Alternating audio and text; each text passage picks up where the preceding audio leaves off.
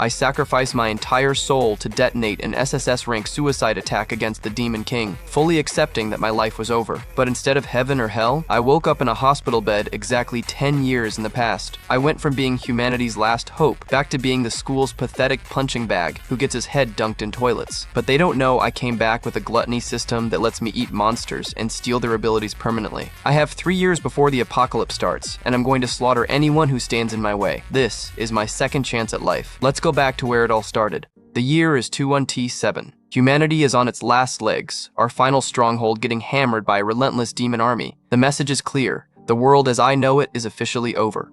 And this is me, C. Chen. Apparently, I'm humanity's last hope, a top-tier SSS-ranked lightning assassin. Right now, though, I'm just a guy covered in blood who can barely breathe, pushed way past my limits in a war that's already lost. This whole nightmare kicked off 7 years ago, when the Demon Kings first showed up. They turned a peaceful world into a literal hell on earth. One of the most feared leaders was Demon King Lan Yue. He's standing there now, in the middle of the burning city I failed to protect. Just a dark silhouette, a symbol of our total destruction. Lan Yue starts mocking me, calling humanity worthless trash and laughing at the idea of me being a hero. He's got that classic villain ego, looking down on me with those glowing red eyes. With power that was just completely overwhelming, the Demon Kings and their armies wiped out everything. There was no escape as they tore our world apart piece by piece. He reaches out with a glowing claw, getting ready to end things. He tells me he's about to absorb every last drop of my life essence. His power surges, creating a massive, crackling ball of dark energy. It's clear he doesn't just want to kill me, he wants to use me as a power source. The Demon King commands me to become his food as red energy swirls violently around us. In the background, I can hear the faint screams of people being consumed by this monstrous power. A massive explosion of energy fills the area with a blinding white and red light. It looks like the end, but something deep inside me is starting to fight back. I grit my teeth, refusing to let it end this way as red veins of energy pulse across my face. I groan out a single word of defiance. Images of my fallen friends, my master, and my little sister flash through my mind. I'm the only one left, and the weight of their loss is fueling one last desperate attack. This is just the beginning. I scream out that these monsters have taken everything and everyone I ever cared about. The rage in my voice feels raw, pure. Yellow lightning starts crackling around my mouth as I prepare for a suicide attack. If I'm going down, I'm taking this monster with me.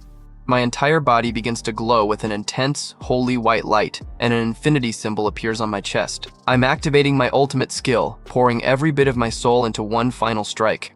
The screen flashes with the weight of my sacrifice. If it's for their sake, I'll do it. This isn't about survival anymore. It's about pure vengeance. I scream that I'll take him down with me as the energy hits its peak, ready to destroy everything in the area. A massive pillar of light shoots into the sky as I trigger my SSS ultimate skill, Terminus Light. Lan Yue can only look up in shock as the overwhelming power of humanity's last stand washes over him. He's completely paralyzed by the lightning, unable to move a muscle. I can see the panic in his eyes. He's realized too late that he seriously underestimated me. I feel strangely at peace as my body begins to shatter into fragments of light. Within those shards, I see happy memories of me and a young girl. That's who I was fighting for. The fragments show glimpses of the people I loved, my little sister, my master, and a faded photo of my parents. I'm finally letting go, ready to see them again in whatever comes next. My final thoughts are filled with regret. I realize that even with this final attack, I just wasn't strong enough to save the world. This is it, my last goodbye. As my face dissolves into the blinding light, I wish I had been just a little bit stronger. The tragedy hits hard. I gave everything I had, and it still wasn't enough. Lan Yue screams in disbelief, refusing to accept that an inferior race could actually defeat him. But it's too late as the light strips away his physical form. My consciousness drifts into a white void. I wish I could go back in time. I dream of a chance to stop the very first monster dungeon before the world went to hell, but fate had other plans. I think about the first Demon King. If I could have just stopped that one monster, everything would be different. I can see this city as it used to be, right before it was all destroyed by fire. The energy begins to fade as I drift away, thinking about how I wouldn't have lost everything so soon. It's a heartbreaking what if from a man who has nothing left to lose. The infinity pendant I wore shatters into pieces. It looks like the end of the line for me. Suddenly, the perspective shifts. I see a dark room with a single sliver of light coming through a vent. The intense heat of battle is gone, replaced by an eerie, quiet stillness. My eyes snap open, but instead of a demon's claw, I'm met with a soft, warm light. I look completely dazed, with a simple bandage across my nose instead of deadly wounds. I find myself lying in a clean, narrow bed in what looks like a student dorm or a clinic. My shoes are neatly placed on the floor, a normal sight that feels completely alien. I sit up in a panic, checking my body and realizing I'm somehow still alive. How am I not dead? I gasp, unable to process the lack of holes in my chest. I look around the room, which is filled with medical supplies and standard office furniture. The peaceful atmosphere is so jarring that I literally can't believe my own eyes. Walking over to the window, I stare out at the bright, sunset-colored sky. It's a beautiful view, but for someone coming from a literal apocalypse, it looks like a hallucination. The sign outside reads Campus Medical Hospital, and the grounds are bustling with students. People are just walking around, talking, and living their lives like the end of the world never happened. I feel like I'm losing my mind. How is the world still intact? Where did all these people come from? To me, every single one of them should be dead. It takes me a long time to realize that this isn't some weird afterlife or a demon's trick. The reality of the situation is slowly starting to sink in. I stare at my reflection in the mirror, touching my face to make sure I'm actually there. I'm younger, healthier, and most importantly, I'm actually alive. And that's when everything changed. The shocking truth hits me. I've returned to my university days, exactly 10 years before the world fell. It's the ultimate second chance I was just wishing for. I just stand there in shock, looking at my younger self with these wide red eyes. I'm back in a time before I lost my family and friends, before the war even began. Suddenly, a strange glitching sound fills the air, and a digital interface starts manifesting in front of me. It's like a system notification from a video game appearing in the real world. A message pops up. Fusion for the power of gluttony is complete. Whatever this is, it finished just as I was getting my bearings in this new timeline. I confirm the date is May 16th, 257, exactly 10 years into the past. The gluttony screen is still floating right in front of me, tracking my every move. I check the digital clock on the desk, 4015 p.m. This is it. I'm officially 10 years in the past, and I have a decade of future knowledge to work with. It hits me. This is 3 years before the first Demon King is even supposed to appear. I have 3 years to prepare for the invasion that I know is coming. I remember it all too clearly. In the year 260, the first Demon King, known as Wrath, will make his terrifying debut. That was the moment everything started to spiral out of control. I can see him now, a mass of dark tentacles and pure evil emerging from the shadows. This is the monster that will eventually open the floodgates for the rest of the demon horde. Wrath was the one who opened the gates of hell, allowing the other demon kings to enter our world one by one. He's the root cause of the entire apocalypse. I remember the destruction clearly. That was the beginning of the end, and it cost me everything I loved. I'm not about to let that history repeat itself. I look down at my hands, feeling the potential for a different future. I've returned, and this time, I'm not going to be a helpless victim. This decision would change everything. My eyes glow with a fierce determination. I will defeat Wrath and stop the gates of hell from ever opening. This is my one shot to change the fate of humanity. I turn my attention back to the floating screen. What is this power of gluttony? It's been following me since I woke up, like a persistent RPG menu. It's literally hovering in mid-air right in front of my face in my dorm room. Is this a side effect of my time travel or a completely new ability? I touch the screen, and it reacts, displaying my name, C. Chen, and a level 1 status. It looks exactly like a character sheet from a game, which is incredibly weird even for this world. I hold my hand up to the interface, testing its physical presence. It's definitely real and definitely linked to me personally. The stat screen shows 100 and everything: strength, speed, stamina, luck, element, and mental. I'm confused because I've never seen anything like this level system before. In my previous life, I always just fought using my awakened powers. This digital interface is a total wildcard that I don't fully understand yet. I think back to my past self. Back then, I was just a regular guy trying to survive using whatever powers I managed to awaken. No fancy menus, just grit and determination. The reality of my past situation was pretty grim. I was at the National University for Awakened Powers, but I was basically the school's punching bag. For 4 years, I was at the absolute bottom of the food chain. I look at a chart of different classes like Star Mage and Lightning Assassin. Only 1 in 10,000 people can actually awaken. Back then, even among the elites, I was considered a failure. I remember being unable to awaken at all while I was a student. It was humiliating, and I was constantly getting my butt kicked by literally everyone in school. A chibi version of myself pops up, scratching my head. My past weakness is probably why I woke up in a hospital bed in the first place. Some things never change, huh? Suddenly, a glitchy effect ripples through the air right in front of me. I sense something familiar and let out a surprised sound. A golden card manifests, showing the Lightning Assassin class with maxed out stars in every stat category. It even lists high-tier skills like Godspeed and Electroblade. Little did I know what was coming next. It hits me. Lightning Assassin was my class title in my previous life. It seems like the gluttony system might have actually brought my endgame powers back with me. I start to wonder if I've actually managed to awaken early this time around. If I have my future powers now, the bullies at this school are in for a very rude awakening. A class change. Loading screen appears as I stare at the card, feeling more determined than ever. I'm not the same loser who got beaten to a pulp yesterday.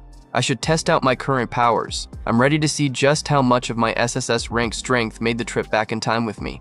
I hear a click as the dorm room door starts to open. I quickly glance over my shoulder, wondering who's dropping by. A guy with messy hair and glasses walks in. It's Ma Long, an E-rank flower chanter. He looks genuinely worried about me. Ma Long rushes over, asking if I'm okay, and sounding relieved that I'm finally awake. I try to act casual, hiding the giant glowing screen that's still hovering in the air. I realize Ma Long can't see the gluttony screen at all. It's a huge relief. I can keep this secret power to myself while I figure things out. Ma Long is absolutely floored when he sees that all of my injuries are completely gone. He remembers me getting beaten to a pulp just yesterday and can't figure out the miraculous recovery. I look at my college roommate, remembering how things used to be. Ma Long was always the one who looked out for me, even though he was a low-ranked awakener himself. Ma Long grabs my arm, checking me over and wondering if I somehow got stronger overnight. He has no idea that the man standing in front of him is a battle-hardened veteran from the future. Seeing Ma Long alive and well makes the reality of my return finally sink in. I'm really back, and I have a chance to save the people who were murdered in my original timeline. Ma Long suddenly remembers that the ranking test is tomorrow and panics, dragging me along to go and prepare. He's got that classic, overexcited sidekick energy. He pushes me out the door, lecturing me about how important this test is for graduation even if I haven't awakened yet. Little does he know, I'm probably the strongest person on campus right now, and things are about to get worse. We walk out to a beautiful sunset over the university campus. This peaceful, everyday life is something I missed so much. It's a stark contrast to the burning ruins I just came from. Students are scattered around the courtyard, laughing and practicing their various awakened powers. It's a world full of life and potential, oblivious to the coming storm. Some guys are even using their powers to play soccer, having a blast in the afternoon sun. I watch them, feeling like it's been a lifetime since I saw people just being happy. As we walk, I mention how long it's been since I've seen so many living people, which totally confuses Ma Long. He asks what on earth I'm talking about, clearly thinking I have a few loose screws. Ma Long suggests we just take a walk around the track to clear my head. He's trying to be supportive, but he has no clue about the heavy weight I'm carrying. I'm lost in thought. I've already lost everything once. I know that if I just sit back and do nothing, the entire cycle of destruction will just repeat itself. I stare out at the campus, but in my mind, I see the same hopeless future where everything is reduced to rubble. I'm the only one who knows the truth, and that burden is massive. I decide I need to come up with a plan and rank up as fast as possible. I can't afford to be the bottom of the food chain, loser this time around. I know that in this era, the only way to truly rank up is by killing monsters near a dungeon. I see a vision of an awakener standing over a fallen beast, bathed in the golden glow of a level up. The problem is that almost all the good dungeons are monopolized by major guilds. Without a guild's backing, an independent hunter basically has zero chance of getting stronger. I pull up my stat screen again, checking the tiers of strength from S down to E. I'm trying to figure out where I currently fit in the school's hierarchy with my level 1 status. I look at my level 1 rank and try to guess what kind of grade the school would actually give me. I've got the experience of an SSS rank, but on paper, I'm still a newbie. I look over at Ma Long. I'm definitely a better grade than him. It's a bit of a low bar, but hey, you gotta start somewhere. Suddenly, a basketball flies out of nowhere and slams right into Ma Long's face with a violent thwack. The poor guy didn't even see it coming. Ma Long hits the pavement with a heavy thud, groaning in pain as blood starts to leak from his nose. It's a classic bully move, and it's clear someone did this on purpose. What happens next is hard to believe. A group of guys sitting on the stairs starts laughing and mocking us. One of them shouts out, asking if it ain't me and Ma Long, looking entirely too smug. A muscular guy in a black tank top and dog tags looks down at us with a predatory grin. He sneers, asking if we sure recovered quickly. Clearly the leader of this little bully squad. Ma Long is shaking, clutching his bleeding face and cursing our bad luck for running into these guys again. He's clearly terrified, while I just stand there with a cold, unreadable expression. The main bully laughs, telling his friends that he knew we could take a beating. He's treating us like toys meant for his personal entertainment. He stands up and demands to know why we didn't bring him 2 cases of drinks since we knew he was playing basketball. It's standard low-level extortion, and he's clearly used to getting his way. Ma Long immediately starts apologizing, offering to go buy the drinks right away just to make the bullying stop. He's been broken by these guys so many times that his first instinct is just to submit. But I've had enough. I tell Ma Long that it isn't his fault and stare down the bullies, declaring that the ones who should be apologizing are them. Big mistake, buddy. You have no idea who you're messing with now. As I stare down my old tormentor, I recognize the face immediately. It's this jerk, Gong Cheng. Seeing him brings back a flood of memories I probably would have preferred to stay buried. I flash back to our old school days and just how bad the bullying was. Gong Cheng shoves my head straight into a sink. I'm literally drowning as water splashes everywhere, desperately gasping for air while the sound of my struggle fills the bathroom. It was pathetic. Gong Cheng holds me down with one hand while his lackeys just stand around laughing like idiots. I can still hear the muffled gurgling as I'm forced to endure this humiliation in front of an audience. Ma Long, my only real friend, is there too, but all he can do is plead for them to stop. He's clearly terrified, shouting for them to quit it while he watches me get tortured. Gong Cheng doesn't care at all, flashing a sadistic grin as he asks why he should stop. He's actually got the nerve to claim he's helping me out, like drowning someone is some kind of tough love training. He pushes my head even deeper, mocking the fact that I still haven't awakened my powers yet. In his twisted mind, a little nudge like this is exactly what an unawakened weakling needs to spark their potential. The bullies erupt in a chorus of cruel laughter, thinking the whole situation is the funniest thing they've ever seen. This is the kind of toxic environment I had to survive every single day before the world ended. Eventually, they just leave me slumped unconscious on the floor, soaked and shivering. Gong Cheng calls it boring and decides to head out, showing just how little he values a human life. As soon as the bullies are gone, Ma Long rushes to my side, panicking and asking if I'm okay. I can see the pure desperation in his eyes as he tries to wake me up. Even unconscious, a single thought echoed in my mind: why won't they just leave us alone? It's a heartbreaking glimpse into the trauma that fueled my future as a cold-blooded assassin. A chilling realization hangs over the scene. Pure evil doesn't just exist in some demon realm. It's right here in the human world, wearing the face of a schoolyard bully. Gong Cheng pauses as he's walking away, looking back over his shoulder like he heard something. He's got that suspicious, arrogant look of someone who thinks they're untouchable, but things are about to get worse. The text hammers the point home. It also exists in the human world. Monsters aren't just things that crawl out of dungeons. Sometimes they're the people standing right next to you. Gong Cheng turns back with a truly demonic expression, his eyes practically glowing with malice. He's not done yet, telling his goons to come on and that they should keep playing with me, proving he's nothing more than a monster in human skin. Back in the present, Gong Cheng is still playing the same old games, demanding to know why we didn't bring him drinks while he plays basketball. He's still acting like the king of the court, totally oblivious to the fact that the guy he's mocking has already seen the literal end of the world. I step forward, my voice calm but icy, telling Ma Long it isn't his fault. I stare Gong Cheng right in the eye and declare that the bullies are actually the ones who should be apologizing. Ma Long is still stuck in his old mindset, stammering out apologies and offering to go buy the drinks right away just to keep the peace. He's trembling, clearly expecting another beating if he doesn't comply. Gong Cheng looks genuinely confused for a second, letting out a surprised sound as he stares at this new, defiant version of me. Even Ma Long is bewildered, asking me what on earth I'm talking about. Ma Long's face is a picture of pure anxiety as he stares at my back. He's convinced I finally lost it and am about to get us both killed. Gong Cheng finally stands up, his right arm erupting in a sickly green energy as his system profile pops up. He's an E-rank flower warrior. Not much in the grand scheme of things, but in this school, it's enough to make him a god.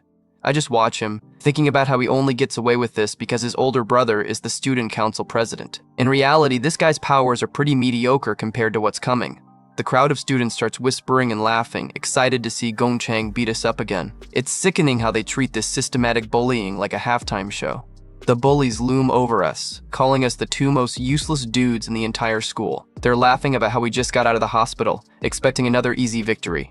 Gong Cheng gets right in my personal space, but I don't flinch. I just quietly ask what he just did, my patience clearly having reached its absolute limit. He sneers back, asking what I just said, and cracking his knuckles as that green energy intensifies. He's trying to be intimidating, but he has no idea he's barking at a hibernating dragon. My red eyes flare with a terrifying intensity as I give my final warning, telling him to leave us alone from now on. The air around me seems to thicken with killing intent. Gong Cheng has officially lost his temper, winding up a massive right hook while screaming that I need to be taught another lesson. He's putting everything he has into this punch, fully expecting to shatter some bones. but I effortlessly catch the punch mid-air with one hand, the impact creating a shockwave. I didn't even move an inch, just stood there and completely shut down the E-rank warrior's best shot. Gongcheng lets out a pained yell as he's forced back, his face contorted in shock. He's clutching his wrist, unable to believe that his killer jab was just swatted away like a fly. The entire crowd goes dead silent, eyes wide as they witness the impossible. One of the girls asks if I just blocked Gongcheng's punch, as the rumors start flying instantly, and that's when everything changed. Gongcheng is absolutely fuming, asking if his eyes are playing tricks on him. He can't wrap his head around how a weakling who hasn't even awakened yet could possibly challenge him. I decide it's time to show him the truth, triggering a class change command as yellow lightning begins to swirl around my hand. Perfect, I mutter. Time to use this bully as my first test subject. The system confirms the change is complete, and suddenly I'm back in my lightning assassin form. My stats are off the charts for a level 1, and the sheer pressure I'm emitting is enough to make the air vibrate. Ma Long is losing his mind in the background, screaming in disbelief. He yells, asking when I awakened. His glasses nearly falling off his face as he watches his useless friend transform into a lightning god. I stand there crackling with electrical energy, looking like a total badass. I'm finally back in my element, and I have to admit, I'm enjoying the look of pure terror on everyone's faces. Gongcheng panics and activates his ultimate move, the I Am Immortal Demon Armor, causing his skin to turn into jagged, rocky plates. He screams that I must have forgotten the taste of his killer jab and prepares to charge. His armored fist looks absolutely massive compared to me, as I just stand there looking tiny. The bully is laughing like a maniac, convinced his new armor makes him invincible. But speed is my specialty. I vanish in a blur of sparks, ducking under his slow, lumbering punch with zero effort and appearing right in his blind spot. I deliver a single, lightning-charged punch right into his gut, and the impact is devastating. A massive burst of light erupts as the immortal armor shatters like glass under the force of the strike. He's sent tumbling backward with a double thud, rolling across the pavement like a rag doll. The immortal demon just got knocked out by one punch from a guy who was unawakened 10 minutes ago. The onlookers are completely stunned, their faces twisted in shock as they try to process what they just saw. One of them screams, asking if I sent Gongcheng flying with one punch. The power dynamic of the school just flipped in an instant. Gongcheng is flat on his back, gasping for air and cursing me for sneaking him. Even in defeat, he's trying to preserve his ego, but the bruises on his face tell a very different story. He frantically yells at his goons to stop standing there and do something, but the white-haired lackey is frozen solid. He's sweating bullets, realizing that he's definitely not paid enough to fight a lightning-speed monster. The lackey can only stutter out that he can't, his face pale with fear as he watches me loom over his fallen leader. He knows if he steps in, he's next. I stand there as a dark silhouette, bathed in the menacing glow of my own lightning. I must look like a demon from hell. I bet every bully in that courtyard is reconsidering their life choices right now. Gongcheng isn't done yet, scrambling to his feet and charging back in with a desperate scream. He yells that he'll kill me, but it's clear he's just swinging wildly out of pure rage. I don't even blink, catching his rocky fist with my bare hand like it's a slow-motion toy. The disparity in our strength is so massive it's almost funny. I lean in close, my eyes glowing with a terrifying light, and deliver the ultimate insult. You're so weak. It's the most crushing blow Gongcheng has ever received, and I can see his spirit break in real time. A barrage of lightning-fast punches follows, appearing as a flurry of impacts as I dismantle him piece by piece. I'm moving so fast that he can't even begin to mount a defense. With one final heavy strike, I send him spinning into the air like a broken toy. His armor is completely gone now, leaving him battered and broken. With a loud boom, he crashes into a set of bleachers, the impact sending debris flying everywhere. He lies there in a heap, finally silenced by the guy he called useless. He's out cold, coughing up blood and covered in bruises, a total mess after underestimating me. The E-rank warrior never stood a chance. The rest of the bullies scramble away like rats as I turn my back on the carnage, looking completely bored. Ma Long is still sitting on the ground, staring at me like he's seen a ghost. Ma Long's eyes are nearly popping out of his head, stuttering as he tries to ask when I got this strong. To him, this is a miracle, but to me, it's just Tuesday. I look down at my hand, blood on my knuckles, with a cold, analytical expression. Ma Long wonders when I got so strong, not realizing I have years of combat experience under my belt. I ignore the questions and check my status screen, drawing a few rough conclusions about my current state. I need to figure out exactly how this system works if I'm going to save the world. I note that I can switch back to my lightning assassin job whenever I want, which is a huge advantage. I crackle with power again, feeling the familiar hum of high-tier electricity. Little did he know what was coming next. I realized that even though I'm technically only level 1, My past life experience makes me easily stronger than any low-tier E rank like Gongcheng, but my exact rank in this new world is still a total mystery. I notice a major problem though. Despite clearly knocking Gongcheng out, my stats haven't budged an inch. I'm still sitting at level 1, which means schoolyard brawls aren't going to cut it for leveling up. A close-up of my eye shows my intense focus. There's another problem I haven't accounted for. This system has rules, and I need to break them if I want to get strong enough to fight Demon Kings. I stare at my hand, a tiny spark of lightning dancing between my fingers. If I can't gain XP from people, I'm going to have to find something else to kill. Ma Long catches up to me, shouting for me to wait and asking what on earth I'm doing. He's clearly worried that I'm about to go too far with the unconscious bully. I hover my hand right over Gongcheng's throat, lightning swirling violently as if I'm about to deliver a fatal blow. I've got that stone-cold look that says I'm considering finishing the job once and for all. I stare down with my glowing red eyes. Will the ways to gain experience be the same as they were in my original timeline? If I want to reach the top, I'm going to have to be a lot more ruthless than before. I'm absolutely done playing nice, gripping Gongcheng by the face as yellow lightning violently crackles between my fingers. I look like I'm about to fry his brain right then and there. Suddenly, a hand drops onto my shoulder, snapping me out of my bloodlust. A female voice asks if I know this is a school, stopping the execution just in time. It's Ling Yu, the student council vice president. She looks way too calm for someone standing in the middle of a lightning storm. She's got that perfect student look, but you can tell she's the one actually running the show. She flashes a polite smile and promises that Gongcheng won't be messing with us anymore. It's a classic student council move. De-escalate the situation before someone actually ends up in a body bag. I'm not impressed. Why is the student council so quick to defend a piece of trash like Gongcheng? I try to play it cool. It's not like I was actually going to kill the guy, probably. I let go and walk away, leaving a battered Gongcheng on the ground as Ling Yu watches me go with a curious look. The sun is setting on the first day of my new life, and I've already made some very powerful enemies. As we leave, I think to myself that if I don't seriously intimidate guys like this, they'll never stop bothering us. I'm playing the long game here, and being nice isn't part of the strategy. The crowd of students is absolutely buzzing with rumors, unable to believe that the school's weakest losers just took down an E-rank warrior. They're already making plans to stay as far away from me as possible. Ling Yu stands alone, repeating the phrase, "the weakest losers," with a sharp glint in her eyes. She's clearly seen through my act and realizes that I'm a lot more dangerous than my student records suggest. Ma Long is practically running to keep up, shouting that he's coming as he follows me away from the scene. He's still shaking, probably wondering if his roommate has been replaced by a secret agent or something. The scene shifts to the men's dormitory at night. It looks quiet and peaceful on the outside, but inside, things are about to get very loud as the reality of what happened today starts to sink in. Ma Long is having a total meltdown in our room, screaming about how I'm a super overpowered lightning assassin. He's reenacting the fight with way more drama than necessary, looking like a total fanboy. Our other roommate, Xiang Zuo, just sits there looking bored while Ma Long explains that no one will even look us in the eye anymore. He's an E-rank flame mage and clearly thinks he's too cool for this conversation. Ma Long keeps going, describing how I pinned Gongcheng to the ground and beat the crap out of him. You can see the pure joy on his face now that their biggest bully has been humbled.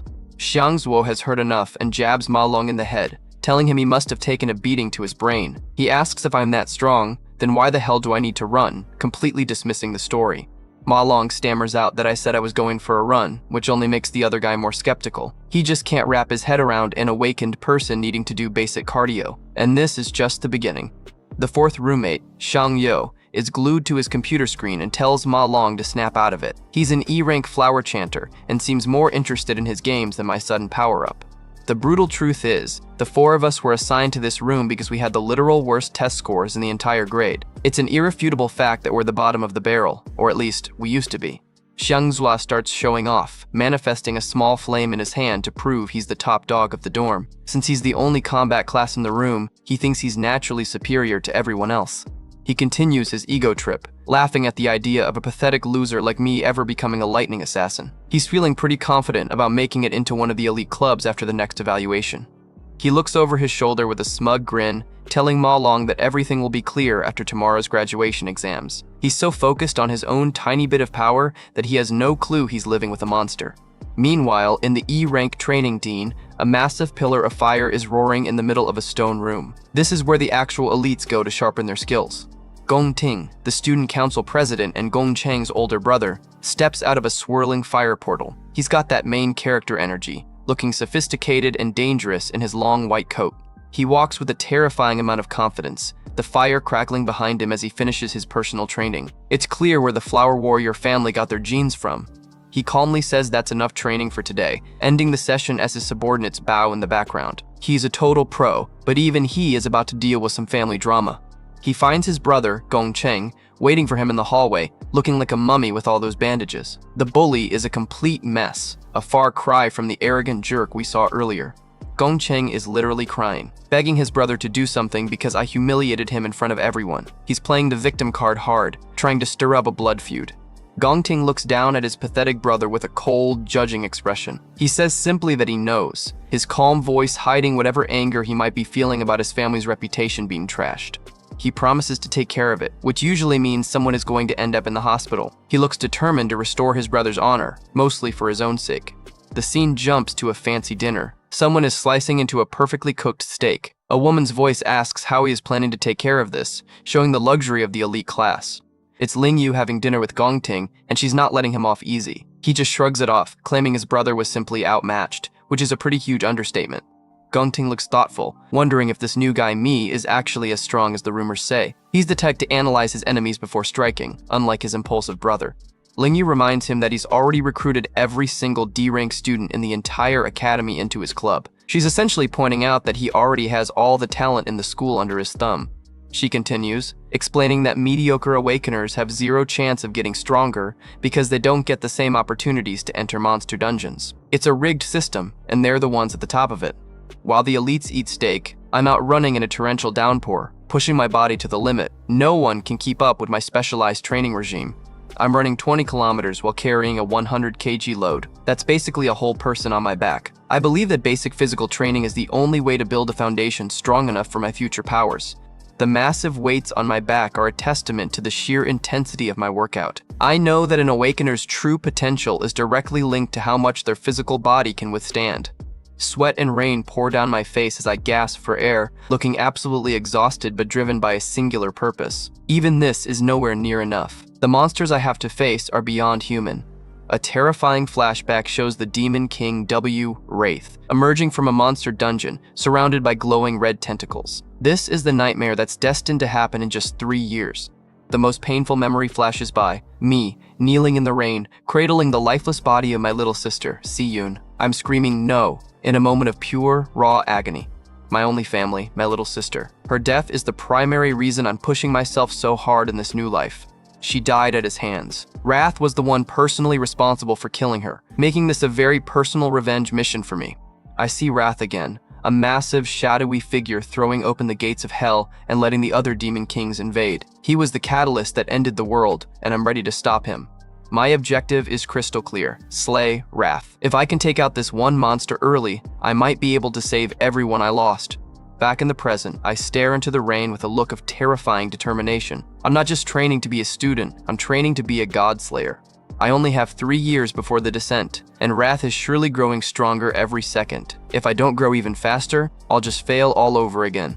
Suddenly, my pocket starts vibrating with a loud buzz, snapping me out of my dark thoughts. I reach for my phone, probably expecting more school nonsense. My heart stops when I see the caller ID, Si-Yoon. It's my sister calling me back. For a second, I forgot she's actually alive in this timeline. I answer with a shaky hello, sounding like I'm on the verge of tears just hearing the phone connect. It's the first time I've felt truly vulnerable. She yells, asking her bro why I called her so many times today. She sounds perfectly healthy and full of life. I just stand there in the middle of the empty street, letting the rain wash over me as I listen to her voice. She explained she was at a competition and her phone died, but she's hopeful about winning so they can pay off their back rent. She's still the same hardworking girl I remember, and I've never been more grateful. I think about how in that ruined future, I prayed 1,000 times just for everything to start over. Well, I got my wish, and I'm not going to waste a single second of it. She asks if it's raining over there, noticing the background noise and wondering why I'm being so quiet. She has no idea that her brother is currently reliving his worst trauma just to save her. I managed to choke out a simple, "It's nothing," hiding my emotions behind a sad, nostalgic smile. I'm just happy to know that she's safe and sound for now. My final thought is a vow to protect her, even if it costs me everything. I'm willing to sacrifice my soul if it means she gets to keep living her life. My eyes are wet with more than just rain as I whisper that it's been so long since I've heard her voice. To her, it's only been 2 days, but to me, it's been a decade of hell. Even if I must descend into an endless hell, my resolve is dark but firm. I'm fully prepared for whatever suffering this new path requires of me. She thinks I'm being weird since we just spoke, but I just promised to see her soon after my own competition is over. I hang up, feeling a renewed sense of purpose that I didn't have before. I stare up at the dark sky, the rain soaking my hair, looking like a man who's just made a deal with the devil. I'm ready to face the world again. Now everything really has begun anew. This isn't just a second chance anymore. It's a war for my sister's future. I get back to work, screaming for 3 more laps as I sprint through the rain with my heavy backpack. I can't afford to slow down for even a second. I have to grow stronger, as fast as humanly possible. The words fill my mind as I push through the physical pain, driven by the memory of my sister's death. Later that night, I'm back in the dorm room. It's only been 8 hours since I returned to this era. Ma Long is fast asleep on the top bunk, totally oblivious to my secret workout. I take a hot shower, looking at my younger, weaker reflection as the steam rises around me. I can feel my mind and body starting to sync up, even if my current stats are still low. I get dressed, my expression hardening as I decide I need to address the most pressing issue right now. I can't just keep doing cardio forever. I need actual combat experience. I sit on my bed, contemplating the fact that if I want to level up, I have to enter a demon den. However, the major guilds have a total monopoly on all of them, making it impossible for a lone student like me to get in. I'm stuck in a catch-22. I need to be elite to enter dungeons, but I need dungeons to become elite. Then my mind wanders back to that power of gluttony system. What exactly is it? What exactly is it? The question appears in a white box as I focus my mind on the interface. I need to know if this thing can help me bypass the guild monopoly.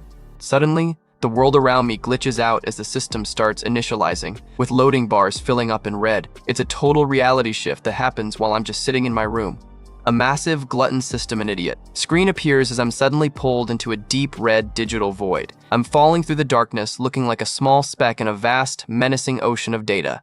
I'm plummeting towards a pool of dark liquid with a loud rushing sound. It looks like I'm being swallowed whole by the very system I was trying to understand. I hit the liquid with a massive splash, sinking into a void of pure red and black. It looks like I'm being transported to a completely different dimension, and that's when everything changed. I land in a nightmare landscape, standing on a tiny island in a sea of blood beneath a jagged, twisted tower. I look around in total shock. I'm definitely not in my dorm room anymore. Where am I? I gasp, wondering if I wasn't just asleep. My red eyes are wide as I take in the hellish environment. The gluttony system just took me to its home turf, and it's not exactly a 5-star hotel. Just as I start to process my new reality, the world glitches out and I find myself plummeting through a dark, digital void. I hit a pool of thick, dark liquid with a heavy splash, feeling the freezing chill of this strange new dimension. I continue to sink, surrounded by a swirling pinkish mist as I fall deeper into the unknown. The sound of rushing wind fills my ears, making it clear that this isn't just a simple dream or a vision.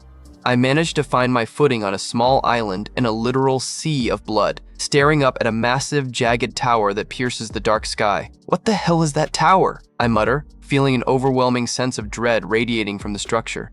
The silence is broken by a low, guttural growl as several skeletal, wolf-like creatures emerge from the shadows. Their hollow eyes glow with a sickly blue light, and it's obvious they haven't had a decent meal in a very long time. The system identifies them as G-Rave Hounds, E-rank cloud warriors that look like they're made of bone and malice. They're low-level mobs, but in these numbers, they could easily tear a normal person to shreds. I don't panic. Instead, I trigger a class change, my eyes glowing red with focus. Am I inside a monster dungeon? Yellow lightning begins to arc around my body. The lightning assassin is ready for work. My status screen confirms the transformation is complete, showing my level 1 stats. I'm still trying to wrap my head around how I got here, but for now, I've got a pack of hungry skeletal dogs that need to be put down. The Gravehounds launch themselves at me in a coordinated strike, their jaws snapping as they lunge through the air. They're fast, but to someone who's faced literal demon kings, they might as well be moving in slow motion. I vanish in a blur of lightning, reappearing behind the lead monster and delivering a devastating strike. I'm moving so fast that the creatures can't even track my position, their bone armor shattering under the pressure. With a sickening crunch, I shatter the skull of one Gravehound, instantly killing it. The system rewards me with 3 Gravehound fangs, proving that I can actually collect loot in this weird subdimension. I continue my lethal dance, cutting through the pack like a hot knife through butter. To me, dealing with these E-rank pests is a literal walk in the park, a perfect way to test out my returning agility. I kick off the final hound, sending it flying as a spray of blood hits the ground. Everything feels so real. I notice my experience bar climbing as several plus 52 EXP notifications pop up in front of me. A massive level up notification fills my vision. I've already reached level 2. I can't hide my excitement. If I can gain real experience and level up here, I've found the ultimate secret training ground. My new stat screen pops up showing my level 2 status with significantly boosted strength and speed. This system is insanely broken, and I'm starting to realize just how fast I can grow in this place. I look at my hand as a notification tells me every single stat has increased by 5 points. It's a huge jump for just one level, and I can feel the raw power surging through my rejuvenated body. The realization hits me like a truck. I've actually found a dungeon where I can train completely solo, away from the guild monopolies. This is the golden ticket I need to bypass the rigged ranking system of the academy. But the celebration is cut short when a massive shadow looms over me. A gargantuan version of the earlier monsters, the Gravehound King, emerges from the gloom, its eyes burning with a much more intense, hateful light. The boss lets out a roar, fire literally spilling from its skeletal maw as it prepares to incinerate me. I just grin. I'll finally get to test my actual skills here. I lunge forward, meeting the boss head-on in a spectacular clash of lightning and bone. One precise strike later, the Gravehound King is history, and another level-up message flashes as I hit level 3 in record time.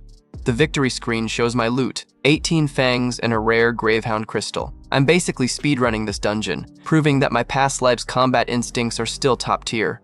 I check my level 3 stats, noting that bosses grant way more experience than regular mobs. I've already gained 2 levels in minutes, a feat that would take other students months of hard work. Suddenly, a weird pink notification box with the word Devour appears over the boss's corpse. A strange humming sound fills the air, and I find myself staring at it, completely bewildered. I've never seen anything like this in all my years of fighting monsters. What do they mean by Devour? My curiosity finally outweighs my caution. I look back at the massive carcass, the red prompt hovering there like a forbidden fruit. I'm about to discover the most terrifying part of my new gluttony power. I reach out my hand, and a blinding red light erupts from the monster's remains. Is it true? I gasp as tendrils of energy start snaking their way toward me. A massive burst of power explodes outward, nearly knocking me off my feet. It hits me with a shock. This must be the true meaning of the power of gluttony. It's not just a name, it's a literal hunger. The energy forms a violent vortex around me, sucking the essence out of the fallen boss and pouring it directly into my soul. It looks painful as hell, but the power I'm absorbing is undeniable. I clench my fist as the last bits of energy settle into my body. The world seems to hold its breath for a second as the absorption process finally reaches its peak. The screen flashes that devouring is complete, and a digital file manifests in the air. I've successfully processed the boss, but I haven't even seen the best part yet. A blue card showing the Gravehound King pops up, listing its stats and a frosty physique passive ability. I'm staring at it in total disbelief. I just stole a monster's entire identity. The monster I absorbed turned into a card? I exclaim, holding the glowing blue rectangle in my hand. This changes everything. I'm not just leveling up, I'm building an arsenal. The realization hits me. I can literally devour my enemies and turn them into my own classes. I'm essentially becoming a one-man army, able to swap powers on the fly depending on who I've killed. My red eyes are wide with shock as I stare at my reflection in the card. This isn't just a level-up system. It's something far more ancient and dangerous. I look back at the red energy still swirling in my eyes. This is it. I'm starting to piece together the origin of this terrifying gift, and the answer is bone-chilling. I stammer as a dark, demonic silhouette flashes through my mind. The power feels familiar in the worst way possible. A vision of a miniature demon king appears, looking exactly like the nightmare I fought in my past life. The connection is finally starting to make sense, and it's enough to make anyone's blood run cold. The energy continues to pulse around me as I realize I'm basically using a monster's cheat code. I'm staring into the abyss, and for the first time, it's staring back with a smile. It hits me with a jolt. This is the exact same ability used by Demon King Lan Yue. I've somehow been granted the very power that was used to destroy my world. A chill runs down my spine as I accept the truth. The power of gluttony that originally belonged to the Demon King is now mine. It's the ultimate irony. I'm using the enemy's weapon to save humanity. I think about how everyone else in the world is restricted to just one class for their entire life. Whether you're a star mage or a flame warrior, you're stuck with what you awakened with, until now. I hold up my 2 cards, the yellow lightning assassin and the blue Gravehound King. But now, I have 2 classes at the same time. I've officially broken the most fundamental rule of this world. I look at a lineup of shadowy monsters and realize the potential is infinite. If I can devour other monsters, I could have an endless number of classes. The scope of my power is starting to truly sink in. Of classes. My mind screams the words as my eyes glow with a fierce red light. I'm not just a student anymore, I'm a collector of souls, and I'm just getting started. I slowly calm down, staring into the middle distance. Why was I the one chosen for this burden? Is this fate, or just some cosmic accident that gave me the devil's tools? I turn my attention back to the massive, jagged tower looming behind me. If this whole place is a testing ground for my gluttony, then the real challenge must be waiting inside that structure. Suddenly, a massive rumble shakes the ground and an overwhelming pressure nearly forces me to my knees. I look around in a panic. What kind of monster could possibly emit this much killing intent? A deep, booming voice echoes through the void, saying that I have finally arrived. The voice has been waiting there for me, for a long time. The sound alone is enough to make my skin crawl. A new boss manifests, identified simply as Lord, in a glitched-out interface. He looks like a high-tier reaper, clad in tattered dark robes with a massive, wicked-looking scythe and a face hidden in shadow. The ground continues to tremble. The government ranking system goes from E to S. It's clear that whatever this Lord is, he's at the absolute top of that food chain. The Lord attacks with a sudden screech, his massive scythe cutting through the air like paper. I barely manage to dodge, feeling the heat of the blade as it whistles past my head. I'm panting, sparks of lightning in my hand as I assess the situation. I was a legend in my past life, but my current physical strength is barely at a D rank. I'm severely outclassed. The system confirms my worst fears. I'm facing an S-Rank K bosses, ABYSSL find. The level gap is so massive that the system basically tells me I'm outclassed in every single category. I stand there bleeding and battered, staring at the monster in total disbelief. What kind of monster dungeon is this? Why the hell is there an S-Rank monster here? And how does it know my name? We trade a flurry of blows, scythe against my lightning daggers. I'm fighting for my literal life, realizing that the boss has had plenty of chances to kill me, but is somehow holding back. I get sent flying by a massive purple kick, letting out a pained groan as I crash into the red ground. This guy isn't even trying, and he's already treating me like a chew toy. I lie there gasping, noting that every strike has avoided my vitals. He isn't trying to kill me, he's just effortlessly knocking me down over and over again to break my spirit. The abyssal fiend looms over me, his skeletal jaw moving as he asks if I am still struggling. The mockery in his voice is as sharp as his scythe, and the pressure he's putting off is absolutely suffocating. I wipe blood from my mouth, my eyes narrowing as I realize the horrifying truth. This monster doesn't want my life essence. He wants me to submit and become his servant. The fiend makes his offer, asking if I will stay here and guard the Tower of Darkness by his side. He's standing there with his scythe planted in the ground, looking like a dark god offering a deal to a mere mortal. I don't even hesitate, my eyes burning with a fierce, red defiance. I declare that no matter what happens, there's no way I'm staying in this hellhole. I'd rather die on my feet than live on my knees. I force myself up, lightning crackling violently as I prepare for a suicidal charge. I know I have no chance in a direct fight, but I'm not going out without making this monster bleed. My face is a mask of pure determination, blood dripping down my chest as I focus every bit of my remaining energy. This is a do or die moment, and I've already decided on do. The fiend's scythe glows with a menacing purple aura as he asks if I really think he won't kill me. He reveals that the only reason he's been patient is because I'm the only human who's ever managed to reach this far. A massive surge of purple flames erupts around us, and the ground starts to shatter. The boss is finally starting to lose his patience, and the atmosphere is getting exponentially more dangerous. He gives a final warning, asking one last time as the air literally vibrates with his power. Massive rumble effects shake the scene, showing just how much energy he's putting out. Stay here, or be crushed by him into oblivion? Massive chunks of rock start floating as the boss prepares to wipe me off the face of this dimension. This is it, the final choice.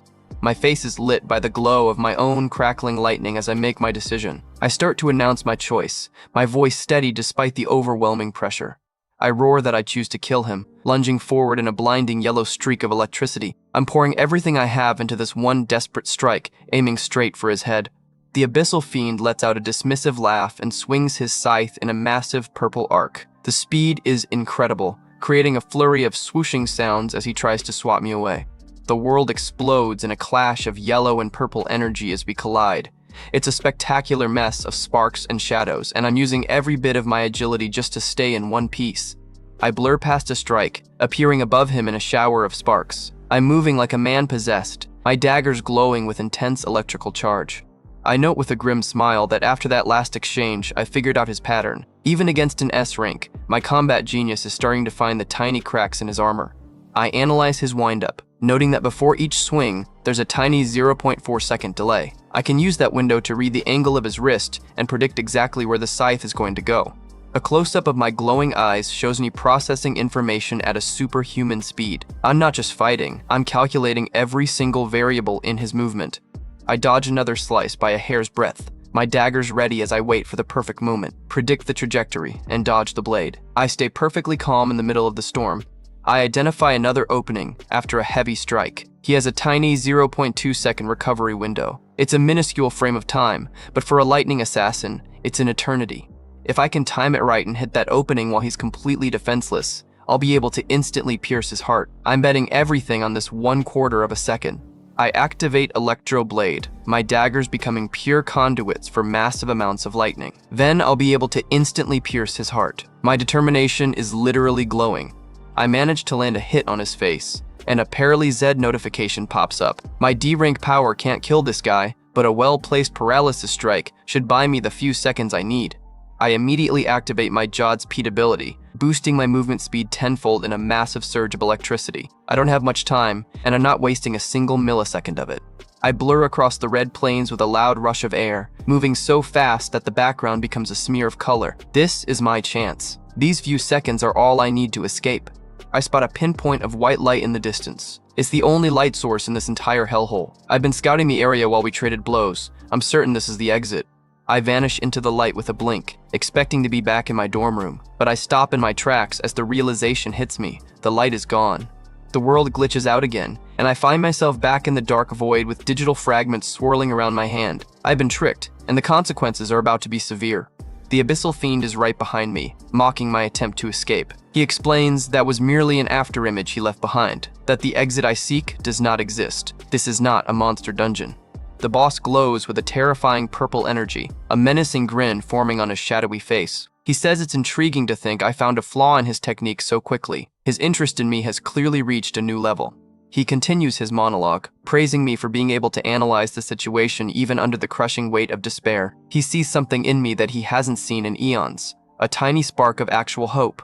The Abyssal Fiend's full form is finally revealed in all its S-rank glory, wreathed in dark, swirling flames. He says that I really am the one who will bring hope, sounding more like a prophet than a monster. A close-up of my shocked face shows me finally recognizing his features. My red eyes are wide. I've seen this exact same design before. The horrifying truth hits me. That form, I've seen it before on the Demon King Lan Yue. This monster isn't just some random boss, it's directly linked to the creature that destroyed my future. Flashback time. I see a glimpse of my final, desperate stand against Demon King Lan Yue from my previous life. The sheer scale of that explosion shows just how much power was being thrown around back then. Lan Yue was a literal nightmare to fight because he wasn't just stuck in one form. Here, I see him taking on a cold, predatory frost demon appearance that radiates pure killing intent. And then, just like that, he'd transform again, this time into a massive winged dragon of ice. He was basically a living Swiss Army knife of elemental destruction. If ice didn't work, he'd swap over to this terrifying fire beast form. Fighting this guy was like trying to beat 10 different SSS-Rank bosses at the same time. He was able to switch between multiple powerful classes mid-fight. No wonder humanity stood zero chance against a monster that could adapt to any situation. Even a giant plant-like vine monster was in his repertoire. He was essentially the ultimate glutton, hoarding every powerful form he could find. He even had a form that looked like a divine, gold-armored knight, complete with a massive glowing halo. Talk about a massive ego. The dude really wanted to look like a god while he was ending the world. But there's one specific form that I remember more clearly than the others. It's a memory that's been haunting me ever since I woke up in the past. Back in the present, my eyes go wide as I connect the dots. The monster I'm looking at right now isn't just some random dungeon boss. This Abyssal Fiend, the one I'm currently facing in this weird subdimension, is a perfect match for one of Lan Yue's transformations. The similarities are way too specific to be a coincidence. The realization that it looked exactly like this hits me like a ton of bricks. I'm staring at the original version of a form the Demon King used to slaughter my comrades. It all makes sense now. Lan Yu must have devoured this Abyssal Fiend at some point using his own power of gluttony. And since I now have that same power, this monster is literally part of me. I'm absolutely floored by the truth. This hellish subdimension isn't some external dungeon I was transported to. It's actually a space that exists inside my own body. I stare out at the sea of blood in the dark tower, trying to process the fact that I'm carrying an entire realm of monsters around in my soul. I gasp, realizing it's inside of me, finally understanding the scope of my new power. The Abyssal Fiend lets out a wicked, toothy grin that would make most people pass out from fear. He's genuinely impressed that I was able to figure out the truth so quickly under this much pressure. Everything is here? I repeat, my mind racing as I look at the massive boss. I'm starting to see that this gluttony power is way more than just a simple stat boost. It's an entire inheritance. The Fiend manifests a glowing gold key, identified by the system as the SSS-Rank Time Rift Key. This is apparently the only way to unlock the gates of that ominous Tower of Darkness. He explains that Lan Yue was a monster who devoured countless demons, but he didn't consume them all. The most powerful ones were actually sealed away inside that tower, waiting for someone to come along and claim them. The boss tells me to devour these sealed demons and make their strength my own. He hands over the key, essentially passing the torch to the only human capable of handling it. A system notification confirms it. I've acquired one Time Rift K. I just got my hands on an SSS rank item that most people wouldn't even see in their wildest dreams. I'm still bleeding and battered, looking at the key with total confusion. I asked the million-dollar question, why are you doing all of this? Why even bother helping me? The Abyssal Fiend's tone changes, becoming somber as he talks about morality even among demons. It turns out the Demon Kings weren't just humanity's enemies. They slaughtered his entire clan just out of pure greed. He stands tall, wreathed in purple flames, and says that guy was right. He believes I'm the only one who has a real shot at succeeding where everyone else failed. That guy? I wonder who he's talking about. Who would have been talking to an S-rank boss about me? I've got a feeling there are even more layers to this time travel mystery than I thought. The Fiend points toward the massive structure, telling me that all the answers I'm looking for lie inside the Tower of Darkness. He commands me to go and seek them for myself, his time clearly running out. With a final, violent surge of energy, the Abyssal Fiend begins to dissolve into particles of purple light. He roars for me to take his powers and seek vengeance against them as his essence starts pouring into me. I'm completely caught off guard by the sudden sacrifice. I'm staring at the vanishing monster with wide eyes, unable to believe he's offering me the power of an S-rank boss for free. His face is the last thing to go as he tells me to become unstoppable. He wants me to open the gates and devour every single monster inside that tower to reach the pinnacle of strength. A warning echoes through the void. The demons inside that tower won't be as friendly as this guy was. They're the most cunning and ferocious demons to exist, and they're not going to hand over their power without a fight. He tells me that I have to endure everything and conquer every obstacle in my path. This is the only way I'll be able to stand at the top of the world and actually change the future. The ultimate goal is laid out in massive red text, until you finally devour every single Demon King. That's a tall order, but I finally have the tools to make it happen. The Abyssal Fiend finally fades into a few floating sparks, his last words hanging in the air. He's officially gone, leaving me alone in the sea of blood. His final thought is that only a person like that could do it. He truly believed that I was the only one worthy of inheriting his legacy and carrying on the fight. I reach out and begin the devouring process, purple energy swirling around my hand as a loading bar pops up. This is a massive intake of power, even for someone with a system. With a loud boom, a massive level up notification fills the screen as I hit level 10. I'm also given the Abyssal Fiend card, which is easily my most powerful asset yet. I look more determined than ever, my eyes glowing with a sharp red light. I accept the burden with a simple, cold reply. I got it. I'll carry on your will with me. The devouring is officially finished, and I see the Abyssal Fiend card in my inventory. It's an S-rank Star Warrior class with absolutely insane stats. Talk about a major power-up. A voice suddenly yells, telling everyone to get up, waking me from my trance. I open my eyes, blinking at the bright light of a new day. Sunlight is streaming into a room through a window. It looks way too peaceful after that hellish subdimension. It's a jarring shift back to my mundane student life. I sit up in my dorm bunk, letting out a small groan as I try to get my bearings. I'm back in my university days, far away from blood seas and talking demon bosses. My roommates are all in a panic, shouting about being late and needing to wear their uniforms. It's the usual morning chaos in the men's dormitory. I pull my shirt aside and realize that every single wound I took in the fight is completely gone. I'm healed and energized, which makes me wonder if the whole thing was just a crazy, vivid dream. But then my system screen pops up, confirming that it was very real. It shows my level 10 status and the new Abyssal Fiend card sitting right there next to my Gravehound card. I check my stats and see that I'm officially a level 10, with 150 points in every single category. I managed to gain 9 levels in a single night. That's basically unheard of. Xiangzuo, the flame mage roommate, walks over to my bunk with an annoying tone. He's got that big brother attitude despite being an E-ranker himself. Xiangzuo starts bragging about being the top dog of the dorm and warns me not to try and take his spot. Ma Long is in the background looking nervous, knowing exactly how wrong his roommate is. Ma Long just sweats and stares at the floor while Xiangzuo keeps acting tough. He's the only one who knows that I'm the real monster in this room.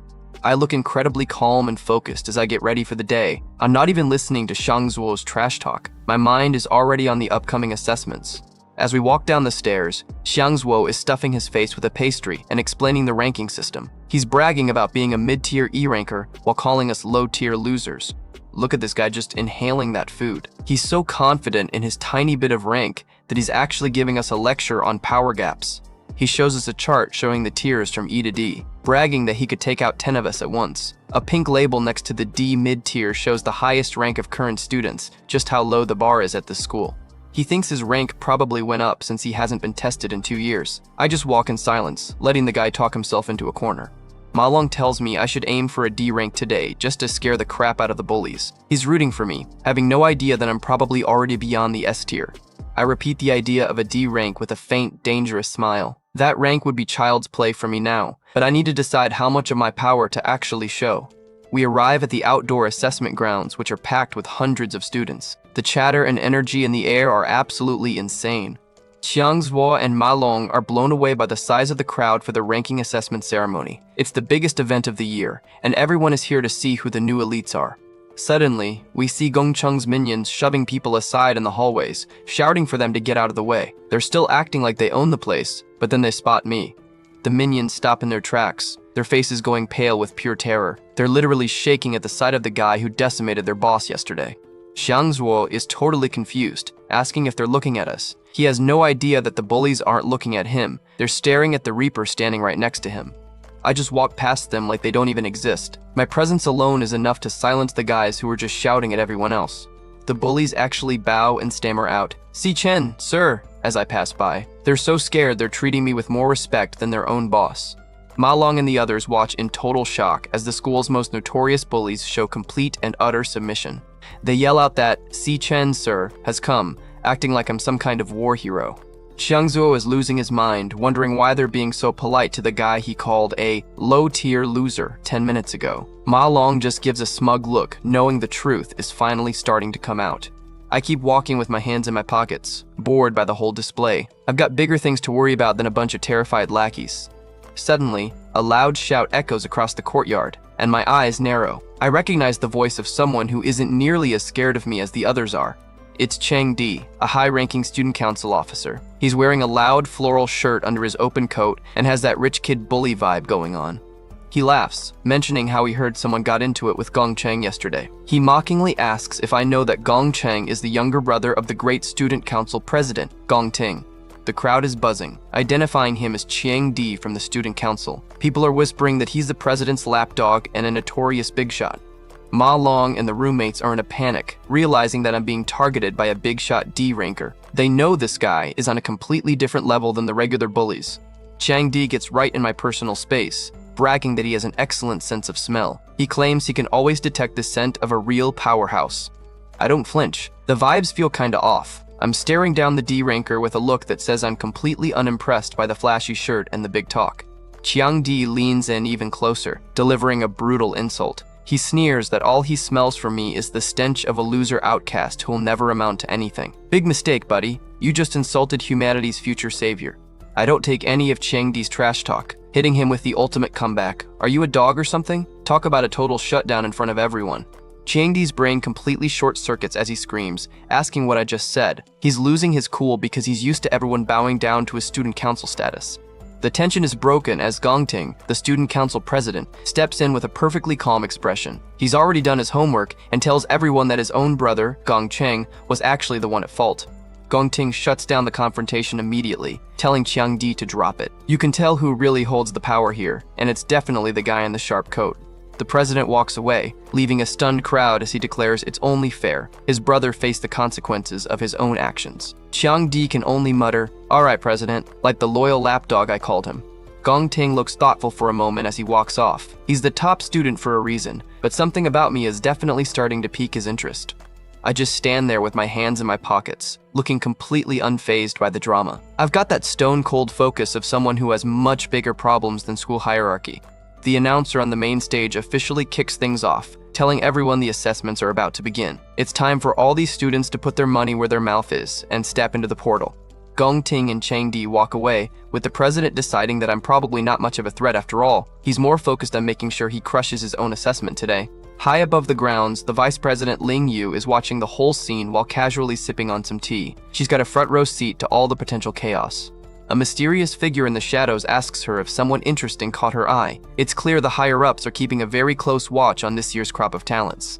Ling Yu just gives a knowing smile, thinking to herself that this year's rankings are going to be pretty interesting. She's definitely seeing something in me that no one else has noticed yet. The clock jumps forward an hour as the assessments get into full swing. The tension in the air must be thick enough to cut with a dagger. The big screen lights up, calling the next student, Xiang Zuo. My roommates are cheering their heads off, hoping their top dog can actually deliver. Xiang Zuo steps up to the portal, flashing a cocky grin to the crowd. He's ready to prove he's more than just a mid-tier E rank and finally see his true strength. He steps into the blue light of the portal, and just like that, he's transported into the assessment area. No turning back now.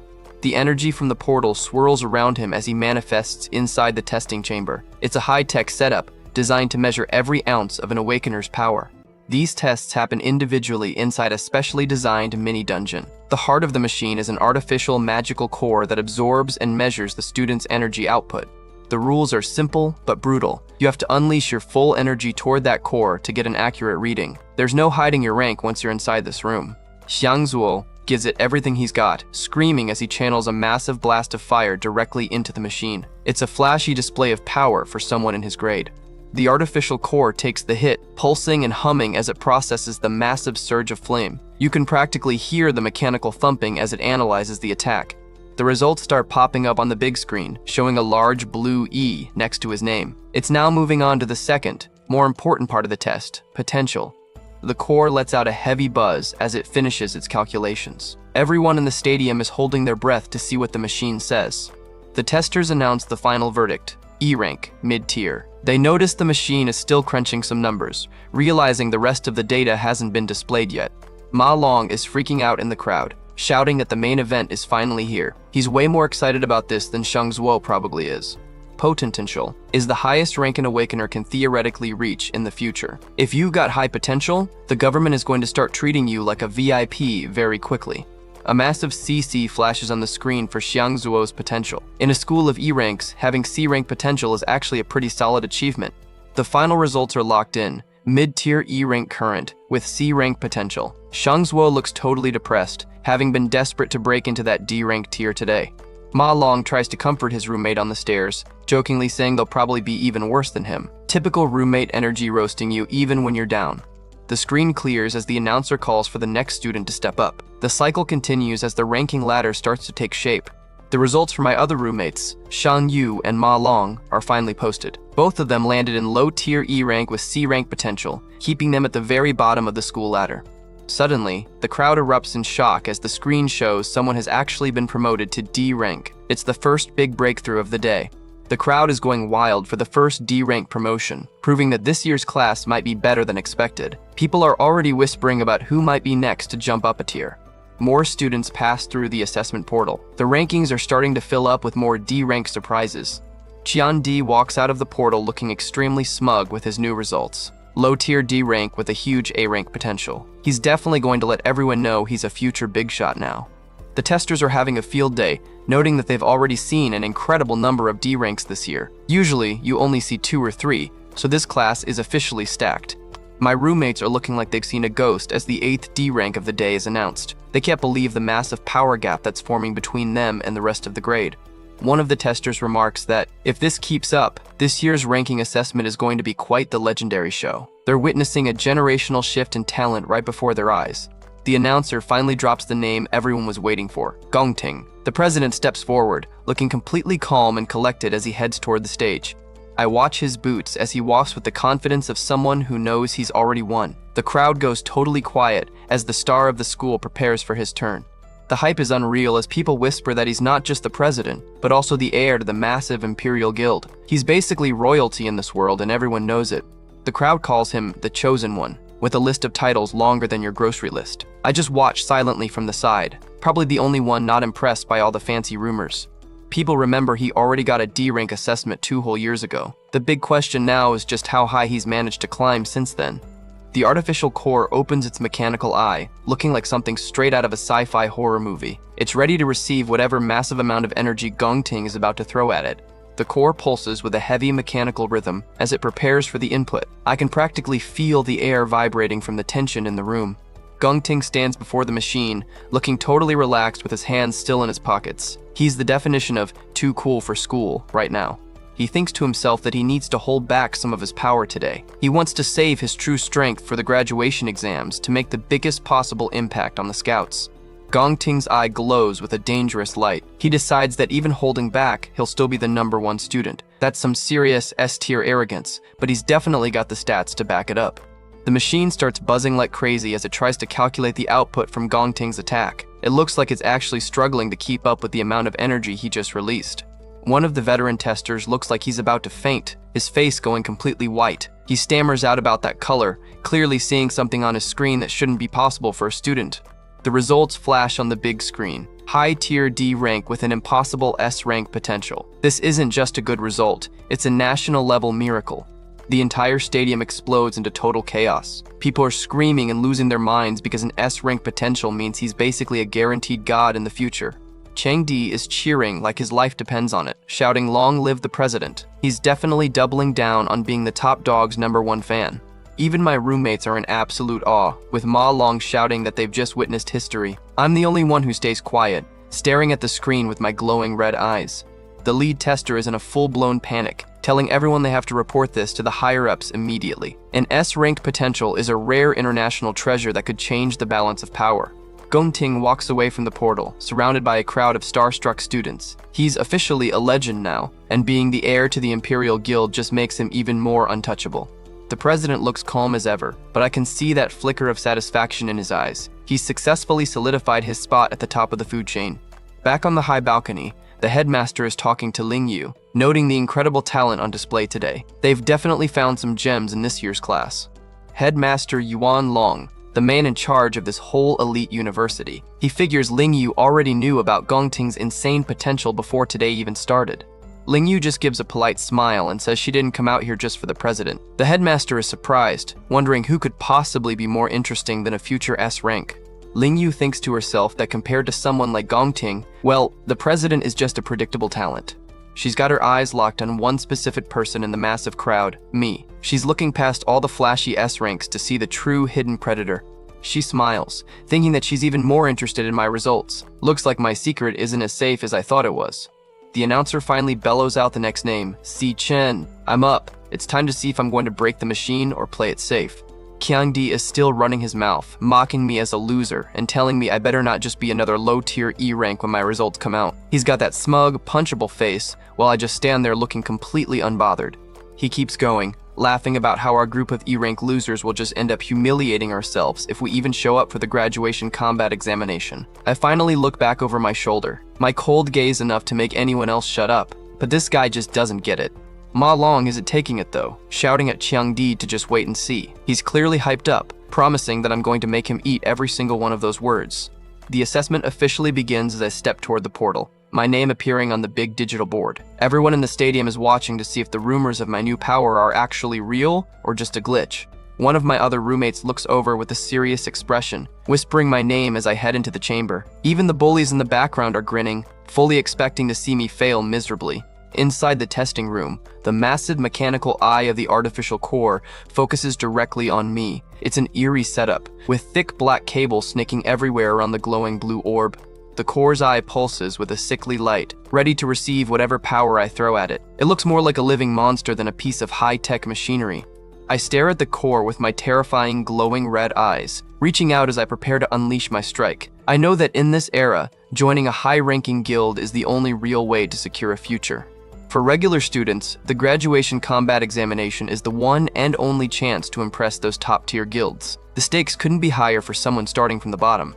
I see a silhouette of a warrior slaying a monster, reminding me of the brutal nature of the world outside these school walls. It's a killer-be-killed environment where only the strongest avoid being eliminated. More flashes of combat show the intensity of the graduation exam, which is a team-based challenge. It's not just about individual power, you need a squad that can actually survive together. The team that ultimately takes first place gets the ultimate prize. Every member gets directly recruited by the Imperial Guild, the nation's most prestigious group. That's a literal golden ticket to the top of the food chain. The rules for the graduation combat examination are clearly stated. It's a team-based test where students are free to pick their own 10 teammates. Your entire future depends on the group standing next to you. The screen shows a silhouette of the prestigious Imperial Guild Tower, emphasizing exactly what everyone is fighting for. This is why these ranking assessments are secretly a massive scouting event. I see the guild logo. These assessments aren't just for checking your own rank. They serve a much bigger, more strategic purpose for the students and the guilds. It serves an even more important purpose, as I see the elite students watching the board. This is where teams are built, and the weak are officially discarded. Chiang-di is laughing with one of his new recruits, a low-tier D-rank student named Yan Lin. He's already building his dream team based on the new results, trying to grab all the best talent early. Chiang-di brags that their 10-person team is already complete with all the top D-rank students. He's even planning to add Gongting's little brother, Gongcheng, to secure their victory in the combat exam. Scouting teammates is the name of the game right now, with everyone trying to align themselves with the strongest. In this sort of high-pressure environment, a winning team can be formed in minutes. Gongting is surrounded by cheering fans and teammates, looking every bit like the school's MVP. His group is already calling him the MVP of the upcoming exam. In contrast, my roommates look absolutely dejected, standing alone while the winners celebrate. The harsh reality is that the strong stick together while the weak are just ostracized. A massive text box hammers home the point, and the weakest team as well. It's a brutal cycle where the ones at the bottom have almost no way to find decent partners. That's the natural law of survival. The world doesn't care about fairness, it only cares about results, and those results mean the weak are eventually eliminated. Ma Long is sweating buckets, checking the time and wondering how long I'd been in there. He's starting to lose hope, thinking there's just been no chance for a breakthrough. The assessment board still shows me with a blank rank and potential, making everyone think I'm literally too weak to even register. Someone mutters in disappointment that there's been no change whatsoever. The random students in the crowd start laughing, saying I'm probably too weak to even trigger a reading. They're already making plans to head back to the dorm, thinking the show is officially over. Ching-di laughs at the trash. Students, telling Gongting they don't need to wait around any longer. He's ready to go celebrate their full team at karaoke since their roster is already stacked. Gongting looks a bit bored as he agrees, telling Chiang-di to just call the rest of the team so they can leave. He's completely dismissed me as someone beneath his notice. Suddenly, the rank board starts glitching out with a loud buzzing sound. Something is happening inside the chamber that the system wasn't prepared for at all. A blue D for high tier rank flashes on the screen for me, making everyone in the room stop dead in their tracks. Gongting looks back with a genuinely surprised expression as the weakling breaks expectations.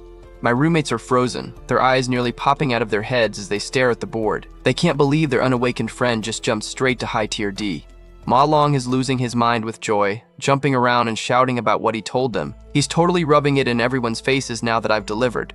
Gongting and Chiang-di look like they've seen a ghost, with Chiang-di letting out a shocked sound. A high tier D rank is basically elite level for a student, and it's definitely not what they were expecting. The machine starts to rumble with a heavy thumping as the core struggles to handle the pressure. A purple warning message pops up saying the system has detected an abnormality in the magical core. The system flat out tells them the results might be inaccurate and asks for a reconducted test. I'm literally making the Academy's best technology crash. Inside the room, I'm just casually checking my level 10 stats on my private screen. I realize that even without using my special classes, my regular body is already equivalent to a high tier D rank. I decide it's time to stop playing around and really test the limits of this machine. I've got that look of someone who's about to break the rules. I switch over to my Grapehound King class, and suddenly I'm wearing a skeletal jaw mask and crackling with blue energy. The transformation is finished, and the power level in the room just tripled.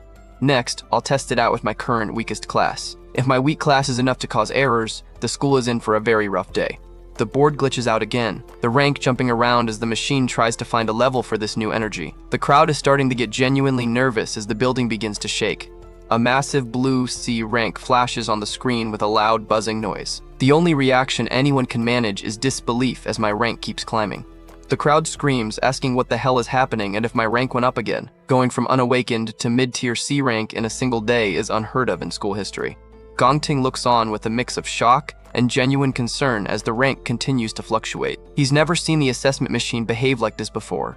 The lead tester is panicking, asking why the rank changed again and wondering if there's a massive internal system error. He's clearly never seen a student with this kind of volatile power. The system error warning pops up again, demanding a reconducted test for the third time. The machine is practically begging me to stop before it catches fire.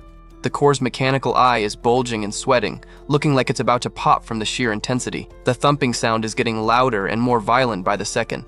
I decide to go all in, triggering another class CLASS change command. I want to see if my other two classes can break the machine once and for all. I manifest my ABYSSL find form, and the air in the room turns into a swirling vortex of purple and pink energy. This is level 10 S-rank territory now, and it's way beyond the machine's pay grade. The abyssal fiend silhouette appears behind me, radiating an aura of pure, unadulterated strength. All right, I say, sounding like a true king. Now it's time to test out the full extent of my powers. The core lets out one final massive thump as it reaches its ultimate breaking point. It looks like a heart that's about to burst, glowing with a dangerous, unstable purple light. A massive rumble shakes the entire campus as dark clouds swirl above the stadium. Lightning starts striking the ground, turning the afternoon into a literal apocalypse. The energy is so intense, it forms a dark tornado right in the middle of the testing arena. Students are screaming and looking for cover as the ranking test turns into a natural disaster. Gongting and Changdi look up at the sky in absolute horror, asking what the hell's happening. They're finally starting to realize that I'm not just strong, I'm a force of nature. Ma Long is huddled on the ground with our roommates, calling it a divine phenomenon. He's terrified but also hyped, realizing our dorm has just produced an earth-shattering monster. The potential board is a complete mess of digital glitches, with the S-rank symbol barely visible through the noise. The machine is basically screaming for help at this point. A massive golden S starts flickering on the potential screen, sending shockwaves through the entire crowd. The announcer screams over the roar of the storm, asking if that's another potential S-rank. The head tester looks like he's about to have a heart attack, his mouth hanging wide open in pure shock. He's witnessing history, and he's also witnessing his life's work explode. Gong Ting is sweating bullets, staring at the screen with a look of pure disbelief. He's no longer the only chosen one in school, and his ego is taking a massive hit. The warning signs start popping up in red all over the screen, followed by a massive warning about a system error. The machine has officially given up on trying to measure my potential. The text SY System Error fills the screen as the energy levels exceed every maximum bound. I've literally broken the fundamental rules of the assessment. A red warning box confirms the chaos. The potential rank value cannot be determined because the maximum system bounds have been exceeded. My power is so high it doesn't even exist in the school's database. The lead tester lets out a high-pitched scream of disbelief as his terminal literally starts blowing up in front of him. He's completely lost control of the situation and is just along for the ride now. With a loud boom, the assessment portal explodes in a massive fireball, sending debris and smoke flying everywhere. I just destroyed a piece of government technology worth millions with my sheer presence. The testers are running for their lives as the core continues to overload and spark. They're panicking, trying to make sure the students aren't in any danger from the impending blast. The core hangs limp in the smoke, blue sparks still arcing between the broken cables. One of the testers cautiously calls out for me, asking if I'm alright and fearing the worst. The lead tester is staring at the remains of the core with wide, trembling eyes, letting out a shocked sound. He realizes the machine wasn't just broken, it looks like it's been completely drained of life. He declares that the magical core is dead. It's a total loss, and everyone is left wondering what kind of monster could possibly do this to a high-tier artifact.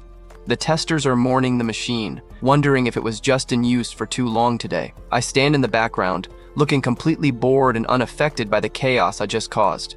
I probably pushed the core too far and caused it to rupture, but I'm not too worried, because at least something good came out of it for me. The system confirms my secret victory, devouring complete. I actually used my gluttony power to absorb the essence of the school's A-rank magical core while it was testing me. I stand amidst the digital fragments of the core, which the system identifies as a delicate magical core of A rank. I just pulled off the ultimate heist right under everyone's noses. I trigger the command to activate the delicate magical core, my eyes glowing with a bright cyan light. I've successfully incorporated the core's scanning powers into my own body. Suddenly, I see little green boxes floating over everyone's heads, displaying their current rank. I realized I can now see everyone's strength just by looking at them. Talk about an unfair advantage. A close-up of my glowing cyan eyes shows my intense focus as I scan the crowd of students. I'm feeling pretty good about this new utility skill I just borrowed. I look at Gongting and see a C-rank high-tier tag over his head. I'm completely unimpressed. The legendary president is actually pretty average compared to my own potential. the announcer has to deliver the bad news to the entire stadium, awkwardly explaining that the core has tragically passed away. He's clearly sweating, knowing he just lost a priceless asset. They announce that today's assessments are suspended and that my data might be corrupted. For the remaining students, they promise a replacement facility will be ready by tomorrow morning. Ma Long is hugging me, calling me a freaking genius while we walk back to the dorm. Xiang Zuo is still a bit skeptical, but Ma Long is ready to treat me like a literal king. Chiang Di isn't having it though, shouting that there's no way trash like me could be C-rank. He's convinced the machine was just malfunctioning and is trying to save face in front of everyone. He keeps screaming and spitting, demanding to know how I plan to pay them back for wasting their time. He's really digging his own grave right now with all this trash talk. Yellow lightning starts dancing around my hand as I reach my limit. This guy just won't shut up, and it's about to get very ugly. I stare at Chiang Di with a murderous, glowing glare, lightning crackling around my head. Maybe I should just get rid of him once and for all.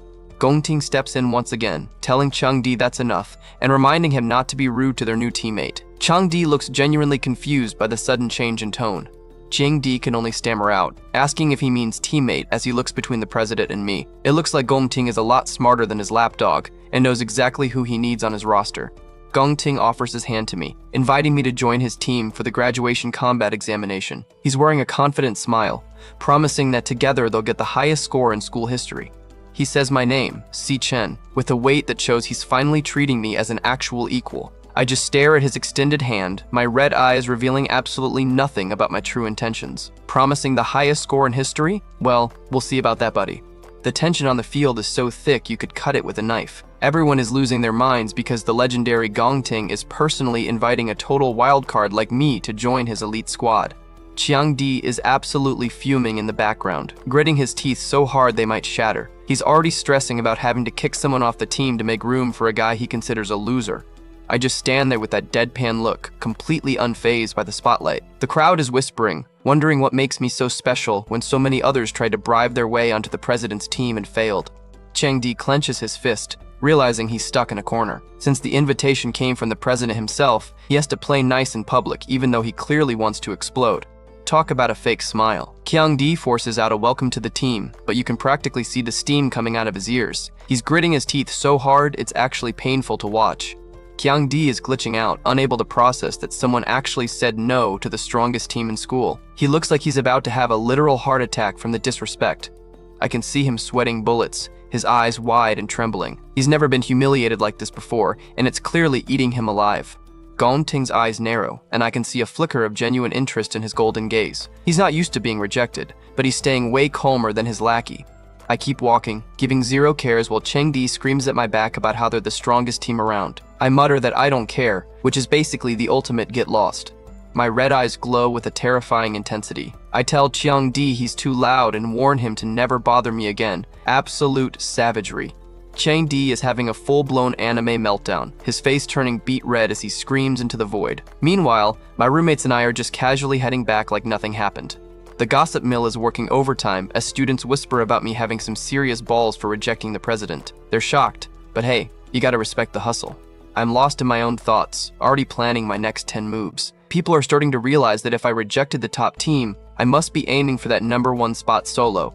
Ma Long and the other roommates are low-key terrified, but also impressed, laughing about the look on the bullies' faces. They know I'm brave, but they probably think I'm a little bit crazy too. Gongting watches me leave, telling his angry lackey that it's not a problem. He realizes I'm not just being difficult, I actually have my own master plan. The school grounds are finally starting to empty after the most dramatic assessment day in history. The quiet after the storm is definitely not going to last long. High above, Headmaster Yuan Long is chatting with Ling Yu, disappointed that the two powerhouses didn't team up. He was hoping for a new school record, but it looks like he'll have to settle for a rivalry instead. Ling Yu just gives a mysterious smile, thinking that things just got way more interesting this way. She's definitely the type who loves watching the world burn for entertainment. She points out that Gongting has always had it easy, being born with a silver spoon in his mouth. To him, someone like me rejecting him is basically an official declaration of war. But she warns that the president isn't just some rich kid pushover. He's a monster in his own right, and he doesn't take kindly to people stepping on his ego. Gongting and Chiang Di are still standing there, with Chiang Di still whining about how I only got the spotlight because of a system error. He's coping so hard right now it's embarrassing. Gongting gets a serious look in his eye, wondering if the assessment actually was right. He vows that no matter what, he won't let anyone else take first place from him. Chengdi is already plotting some shady stuff, muttering about teaching me a lesson. He's looking for any excuse to jump back into the bully role. The president shuts him down instantly, asking if he looks like a petty person. Chengdi backtracks immediately, terrified of upsetting the actual boss. Gongting walks away, declaring he's not in the mood for karaoke anymore. I can tell my rejection really got under his skin, even if he's trying to hide it. As he leaves, he gives Chengdi a cryptic warning. Whatever he decides to do is on him and has nothing to do with the president. Talk about a green light for some off-campus trouble. Chengdi just stares at the back of his leader, the gears in his head slowly turning as he processes the do whatever you want message. And there's that creepy villain grin. Chengdi's got the message loud and clear. It's open season on me, and he doesn't have to worry about school rules anymore. 10 minutes later, Chengdi's goons are hanging out by the stairs, probably looking for their next victim. They're surprised to find out that I've already left the campus. The white-haired lackey reports that I headed home early without even grabbing a bite to eat. I'd basically handed myself to them on a silver platter. Chengdi crushes a soda can with a nasty crunch, feeling like God himself is on his side today. He's ready to make me regret ever being born. Off campus, anything goes. Chengdi's looking absolutely unhinged. He thinks catching me alone is going to be an easy win, but he's about to find out how wrong he is. Meanwhile, I'm just vibing, walking through the city with my earbuds in. I'm completely unaware that a pack of high-ranking bullies is currently hunting me down. I start reflecting on my past life, where things were much darker. I know exactly how the future is supposed to play out, and I'm using that knowledge to stay ahead of the curve. I remember an incident where one of the top guilds was raiding a dungeon in the Holy Land. It was a routine mission that turned into an absolute bloodbath. This was the moment Wrath first appeared, a blinding explosion of pink energy that signaled the beginning of the end for humanity. The power scale was just off the charts. The guild didn't stand a chance and was completely wiped out by the monster. Wrath emerged from the rubble and started destroying our world piece by piece. That's all the information I currently have from my previous life. I need more intel if I'm going to stop the apocalypse before it starts. I arrive at my destination, the Mithril Monster Exchange. This place looks fancy as heck, and it's the key to the first phase of my plan. I've already come up with a plan to find Wrath's location, but there's a catch. I need a massive amount of money to get things moving. Time to see if those dungeon drops are worth anything. Walking into the exchange, I note that this place will eventually become the nation's biggest resource hub. Right now, it's just a high-end gear shop for the elite. The shop is packed with high-tier weapons and armor. I know gear is a huge factor in an awakener's strength. I'm here to act as a middleman and flip some loot for quick cash. I approach the counter, thinking about how selling monster parts is currently my fastest way to get rich. I've got that I'm about to break the economy look in my eyes. It's also currently the fastest way for me to get money. I'm definitely not interested in working a part-time job when I can just kill monsters for profit. I drop a pile of grave-bound fangs onto the counter with a loud clink. It's not much to look at, but for a student, it's a pretty weird thing to be carrying around. The shopkeeper with the glasses looks totally baffled, wondering how a student managed to get his hands on these. He's clearly never seen a low-tier kid with high-level drops before. I just casually tell him a monster dropped them, but the guy is still skeptical. He's acting like I just tried to sell him a bag of rocks. The pink-haired receptionist recognizes them immediately. She's stunned that an E-rank monster like a gravehound actually dropped anything this high quality. The shopkeeper is still being a snob, wondering what value a low-rank drop could possibly have. He's thinking about smelting them down into a staff or grinding them into powder, but he's not impressed. He brags about their VIP system and how he only handles premium goods for distinguished awakeners. He's basically calling my fangs junk to my face. I can tell this guy is desperate for a promotion to supervisor, but hasn't had any big spenders lately. He's frustrated and taking it out on the broke student at his counter. He decides it's better to just pass me off to the newbie receptionist so he doesn't have to deal with what he thinks is useless trash. Little does he know, he's about to miss out on the deal of a lifetime. He tells Miss Lee to handle the rest of the order, acting like he's doing her a favor. She just says, "Yes, sir," while the boss walks away with his nose in the air. The transaction is done, and I get a briefcase with 18,000 credits. It's enough to cover my rent, but I'm not done with my shopping spree yet. I check the cash, looking satisfied. This is just the beginning. I've got way more valuable stuff hidden in my inventory. I reach into my void inventory and pull out a glowing purple energy. I ask Miss Lee to appraise one more thing for me, and the vibe in the room changes instantly. With a flourish, I pull out a massive glowing purple greatsword that radiates pure power. The receptionist can barely keep her eyes open from the sheer intensity of the aura. Miss Lee is completely stunned, her eyes wide as she looks at the cool greatsword. She's never seen anything like it, and she's a pro in a high-end exchange. She thinks it's at least B rank, maybe even A rank. She's panicking because a weapon like this could be worth a fortune. The snobby shopkeeper comes rushing back, laughing at the idea of an A-rank weapon. He brags that A-ranks sell for over 1 million and claims he's never even encountered one in person. Suddenly, a tall, blue-haired guy in a sharp suit steps into the room. He tells the shopkeeper he's right, that equipment definitely isn't A-rank or B-rank. The shopkeeper is all smiles, thinking his boss is agreeing with him. He thinks he knew it, and wonders how a broke student could bring anything valuable. He's really digging that hole deeper. But then the boss drops the bomb. It's an S-rank piece of equipment. The whole room goes dead silent as the truth finally hits. The shopkeeper's face literally melts in shock as he screams, asking if it's an S-rank. He looks like he's about to pass out from the pure embarrassment of calling an S-rank item junk. The big boss immediately clasps my hand in a firm handshake, declaring that they are honored to be graced with my patronage. Talk about a 180-degree turn in attitude. The guy is laughing and practically worshipping me now, while the shopkeeper in the background looks like he wants to disappear into the floor. The blue-haired leader invites me to follow him to the VIP lounge, offering me whatever I need. I'm finally getting the respect I deserve. I give a small, knowing smile. He finally showed himself. I knew bringing out the big guns would lure out the person actually in charge. It's Ching-ji, the Mithril Guild leader. He looks sharp, professional, and very interested in the student who just walked in with an S-rank sword. This partnership is about to get very profitable. I find myself in the high-end VIP lounge with a cup of premium tea being served. It's a complete shift from the dusty training grounds. Some serious business is about to go down. Ching-ji is sitting across from me, looking like a total pro. He gets straight to the point and asks exactly how much I intend to sell that S-rank piece of equipment for.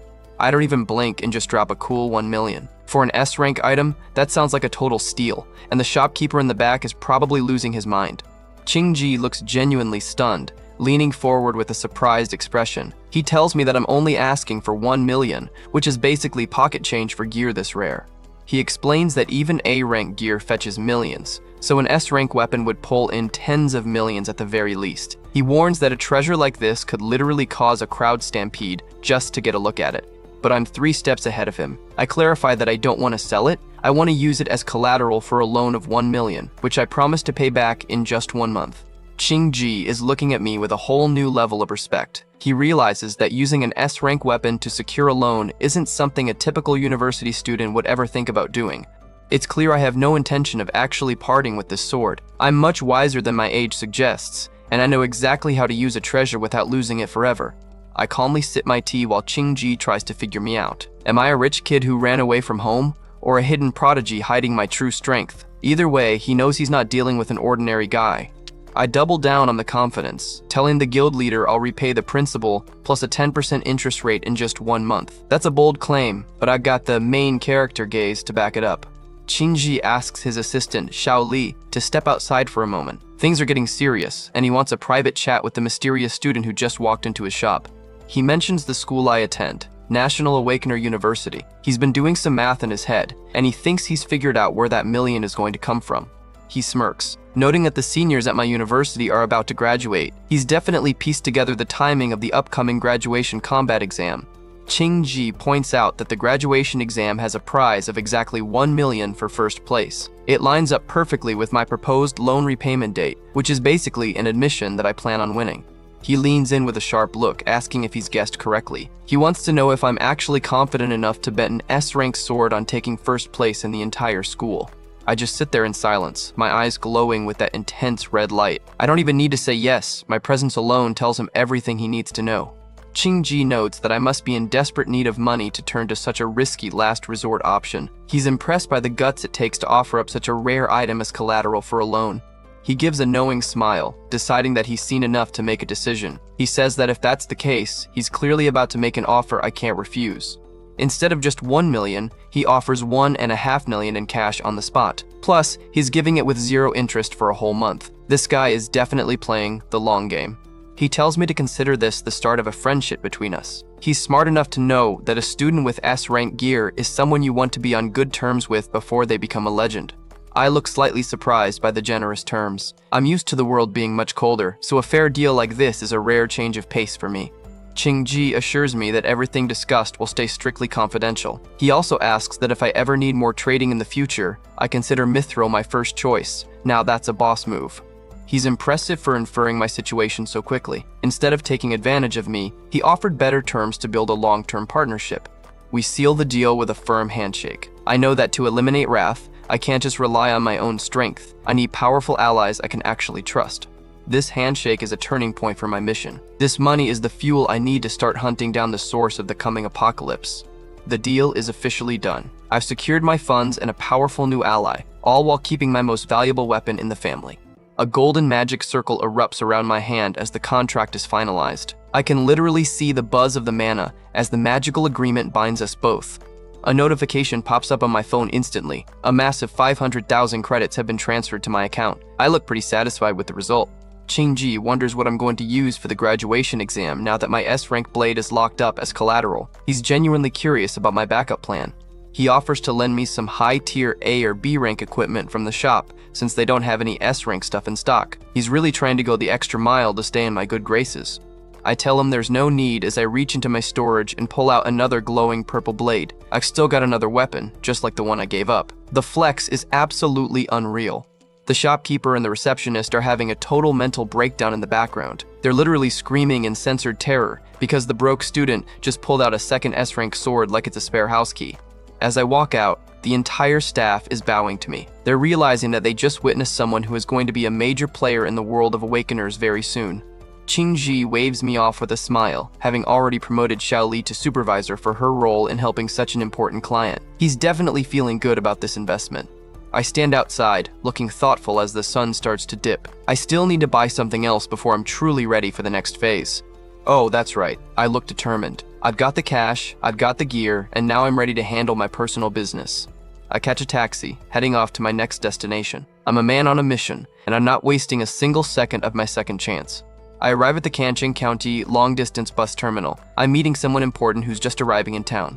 I start reflecting on my past life, where my family struggled financially for a long time. It's a somber reminder of why I'm working so hard to change the future this time around.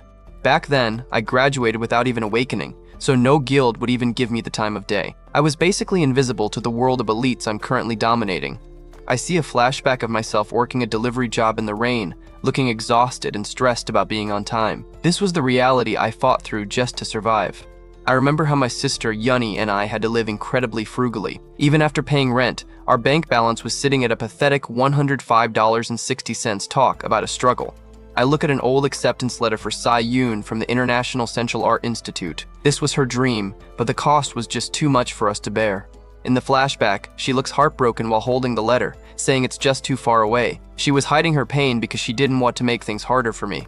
She ended up ripping the letter to pieces, deciding to stay near me instead of pursuing her talent. It's a tragic glimpse into the sacrifices she made for our family. My heart breaks as I remember her giving up on her dream school just because she was worried about being a financial burden. I'm never going to let that happen again. Back in the present, I'm checking my watch at the bus terminal. Yunny should have been here by now, and I'm starting to get a little bit anxious about the reunion. Suddenly, a loud shout of "bro" cuts through my thoughts. I look over, and the surprise must be clear on my face as I hear the most important voice in my life. She shouts for her bro, asking how many times she's told me, as I see her sneakers on the pavement. She's already scolding me for waiting at the entrance instead of the exit typical sibling energy. It's Siyun, looking healthy, vibrant, and very alive. She's dragging her suitcase along with a big smile, mentioning how we're broke again after paying rent, but she doesn't seem to care as long as we're together. I'm frozen, staring at her with wide eyes. To her, it's only been a few days, but for me, it's been 7 years since I've seen her standing right in front of me. 7 years. The weight of all those years of grief and regret is finally starting to lift as I see her face again. She waves her hand in front of my face, asking why I'm just standing there like a dummy. She has no idea that she's currently looking at someone who has literally crossed time to save her. She asks again for her big bro, looking genuinely confused by my reaction. She's probably expecting a hug or a helping hand with her luggage, not this intense staring match. I pull her into a massive, desperate hug with a rush of motion. I'm holding on like I'm afraid she'll vanish if I let go, and I'm pouring all my love into this one moment. She's completely stunned, her eyes wide as she lets out a surprised sound. She's definitely not used to her cool, stoic brother being this emotional in public. It's been 7 years, I think, emphasizing the pure relief I'm feeling. I'm finally holding the person I lost everything to protect. I close my eyes, a small, genuine smile on my face. How long has it been since I've been able to see her, Yunny? I savor the moment I thought would never happen again. But the emotional moment is cut short as she starts gagging. She wheezes, asking if her bro is trying to choke her to death, struggling to breathe under my tightened grip. She gives me a quick jab in the ribs to get me to back off. She scolds me, saying I've been acting really weird for the last couple of days. She playfully asks if I got rejected by a girl or something while taking her bags back. I just give a small, "No, I didn't," with a nostalgic smile, enjoying her teasing. We start heading home together, with Yunny rambling on about her crazy bus ride. We look like a perfectly normal pair of siblings, but one of us is secretly a time-traveling god. I watch her walk, a look of pure protectiveness in my eyes. This time around, the future is going to be very different for both of us. I won't let her suffer anymore. This is the ultimate vow of my second life. I'm ready to take on the whole world and every demon king in it to keep her smiling. We turn into a dark, narrow alleyway, the path I always take to get home. It looks quiet, but there's a definite sense of danger lurking in the shadows. Kyung-di and a whole group of masked thugs are waiting. He points down the path, telling his guys to hide and jump me the moment I show up. Talk about a coward move. The bully has a truly demonic look on his face, a cigarette dangling from his mouth as he laughs. He says he'll make sure I learn what happens when you mess with him. Yeah, okay buddy, you have no idea who's coming down that alley. Stay tuned for the next part. I'm absolutely done playing games, staring into the middle distance with a cold, terrifying intensity. I warn the bullies to never bother me again, making it clear that my patience has officially reached zero. Down in a dark alleyway, one of the goons is starting to sweat bullets. He asks his boss what they should do if things go too far, but he's holding a wooden practice sword like he's actually ready for a fight. Chiang-di just smirks while puffing on a cigarette, acting like the big man on campus. He claims he was only going to teach me a little lesson, but you can tell the loser's new attitude is really getting under his skin. The masked thugs are ready for blood, vowing to destroy me so badly I won't even make it to graduation in 2 weeks. These guys are way too confident for people about to get dismantled by a time traveler. Chang-di pulls out a combat knife, his face contorted in a psychotic grin as the system identifies him as a D-rank cloud assassin. He's ready to jump me, calling me a poser piece of trash before the fight even begins. The scene shifts back to me and my sister Si-yoon walking home under a clear sky. She's already scolding me, telling me I'd been acting pretty weird for the last couple of days. Si-yoon keeps lecturing me, calling me a simpleton who doesn't usually get caught up in his emotions. Little does she know, I've lived through an entire apocalypse since the last time we spoke. She sips on her drink with a skeptical look, asking if I'm just stressed out over the graduation exam. She's trying to be supportive, but she's way off base with this one. She quotes my own advice back to me about life being a long journey and chances coming eventually. It's a sweet moment that shows how much she looks up to me, even as she acts like a brat. An overhead shot shows us walking through the city while a song lyric about believing in yourself floats through the air. The peaceful atmosphere is about to be shattered in roughly 10 seconds. Si-yoon gives me the side eye, convinced I'm just acting tough because of my male pride. She's perceptive, but even she can't guess that her brother is currently a high-tier monster in a school uniform. I give a small, knowing smile, realizing she's noticed a change in me even if she can't place it. I know she still thinks we're just regular, broke students, and I'm happy to keep it that way for now. The bullies are peeking from the shadows of an alley, noticing that I'm not alone. One thug whispers that I've got a girl with me, making the situation 10 times more dangerous. Si-yoon is still rambling on, telling me I look like I'm getting old. She's completely oblivious to the fact that we're currently being hunted by a pack of assassins. Kyung-di and his masked goons watch from the darkness, looking like total cowards. They're waiting for the perfect moment to jump me, and they don't care about collateral damage. Chang-di starts laughing like a maniac, realizing this alleyway has no cameras. He thinks this is his lucky day, but he's about to find out it's actually the worst day of his entire life. My eyes flare red as I catch a scent in the air. It's the student council guys. They've got a lot of nerve following me home. The look on my face says it all. I'm not scared. I'm just disappointed I have to take out the trash in front of my sister. This is about to be a very one-sided slaughter. I reach into my pocket and pop open my earphone case with a calm motion. I'm getting ready to tune out the world while I go to work. I gently place an earbud in Si-yoon's ear, making sure she's distracted. I'm protecting her peace of mind while I prepare to break some bones. I tell her I've been into this song lately and ask her to listen. She looks surprised that her simpleton brother has actually started listening to music. Si-yoon closes her eyes and smiles, losing herself in the melody. She thinks it's a sweet gesture, having zero clue about the ambush happening right behind her. I lean in close, my expression soft for just a moment. Music can show a person's mental state, and I want her to be as far away from my current mental state as possible. Suddenly, I spin around with a determined look, dropping my bag as the thugs rush in. I'm ready to end this quickly before the chorus of the song even hits. The song lyrics scroll down the screen, the sky shatters into an echo of goodbyes. It's the perfect, dramatic backdrop for the absolute beatdown that's about to commence. Chiang-di leads the charge, flanked by several E-rank thugs. He looks like he's going for a cinematic kill, but he's basically just running toward a meat grinder. The goons lunge forward with pipes and sticks, their shadows stretching across the alley. The contrast between the peaceful lyrics and the charging thugs is top-tier drama. My face is crackling with intense yellow lightning as I lose my cool. I'm furious that these nobodies are trying to ruin the first reunion I've had with my family in 7 years. Lightning arcs across the screen as I remember the pain of losing her in my past life. I'm not just fighting bullies anymore, I'm fighting for the future I already lost once. The thugs leap through the air screaming, but I roar back, "How dare you come and ruin this moment?" The pure killing intent I'm putting off is enough to freeze most people in their tracks. With a slam, my fist connects with the first thug's face with enough force to shatter concrete. Impact lines and red sparks fill the panel as his head is driven straight into the pavement. A thug gets sent spinning through the air like a rag doll while another masked goon watches in pure terror. I'm moving way too fast for them to even react. The contrast here is wild. Si-yoon is standing there peacefully listening to her music while I'm literally punching a man through a stone wall right next to her. She doesn't hear a thing, just like I planned. Another goon gets caught in my grip, letting out a panicked yell. He realized too late that they brought sticks to a lightning god fight. I'm a blur of motion, landing 3 massive hits on 3 different guys simultaneously. I'm dismantling the group with surgical precision and zero mercy. The lyrics. A magnificent star shoots across the galaxy, play out as I deliver a brutal aerial strike. I'm making this look like a choreographed dance of destruction. One of the larger goons tries to throw a massive punch, but he's way too slow. I just stare at his incoming arm like it's a fly I'm about to swat. I reach out my hand, lightning arcing between my fingers as I catch the giant's arm mid-swing. The song continues. I reach my hand out towards fate. With a loud crack, I effortlessly snap the guy's arm with a single twist. The sound is highlighted in giant red letters, and you can practically feel the bone-shattering force behind it. The big guy lets out a blood-curdling scream, tears flying from his eyes as he clutches his mangled arm. He's finding out the hard way that I'm definitely not just an E-ranker anymore. I follow up immediately with a lightning-charged punch straight to his jaw. The impact sends teeth and blood flying everywhere, ending the fight for that thug instantly. A massive explosion of dust and debris erupts as the goon is launched into the ground. I'm putting out an insane amount of raw power without even breaking a sweat.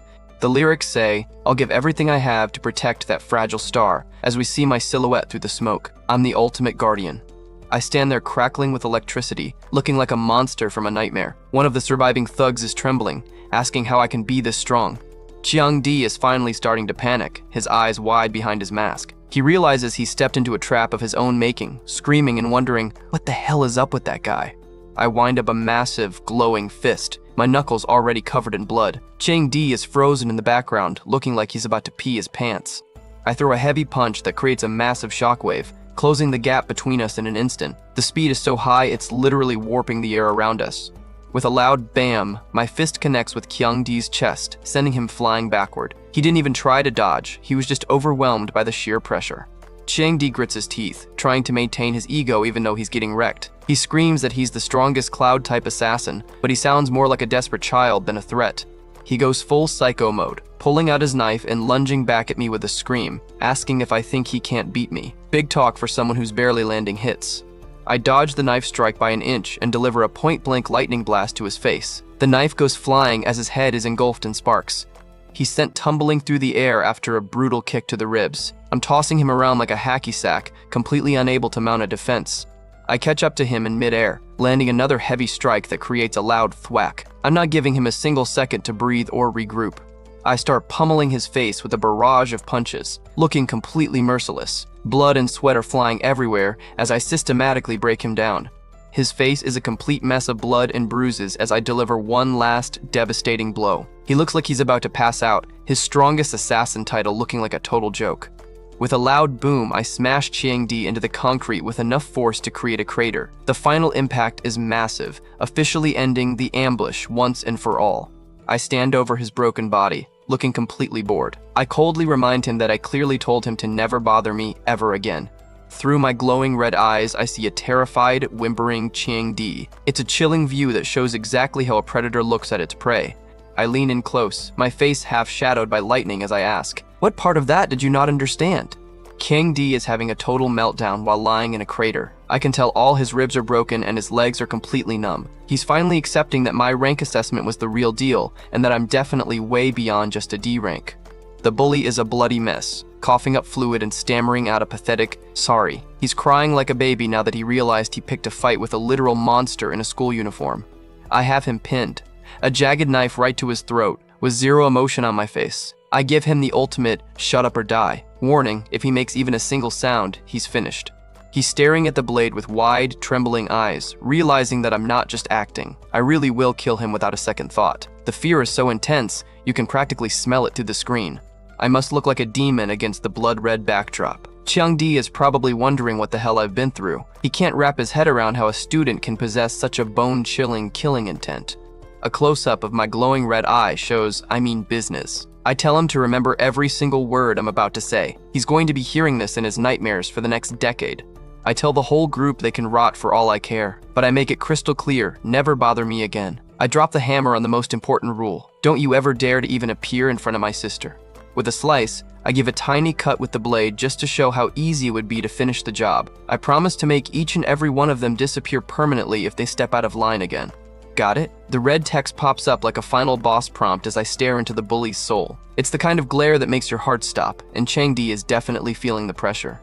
He's nodding like his life depends on it, which it actually does at this point. He's covered in blood and tears, totally broken and ready to agree to literally anything just to stay alive.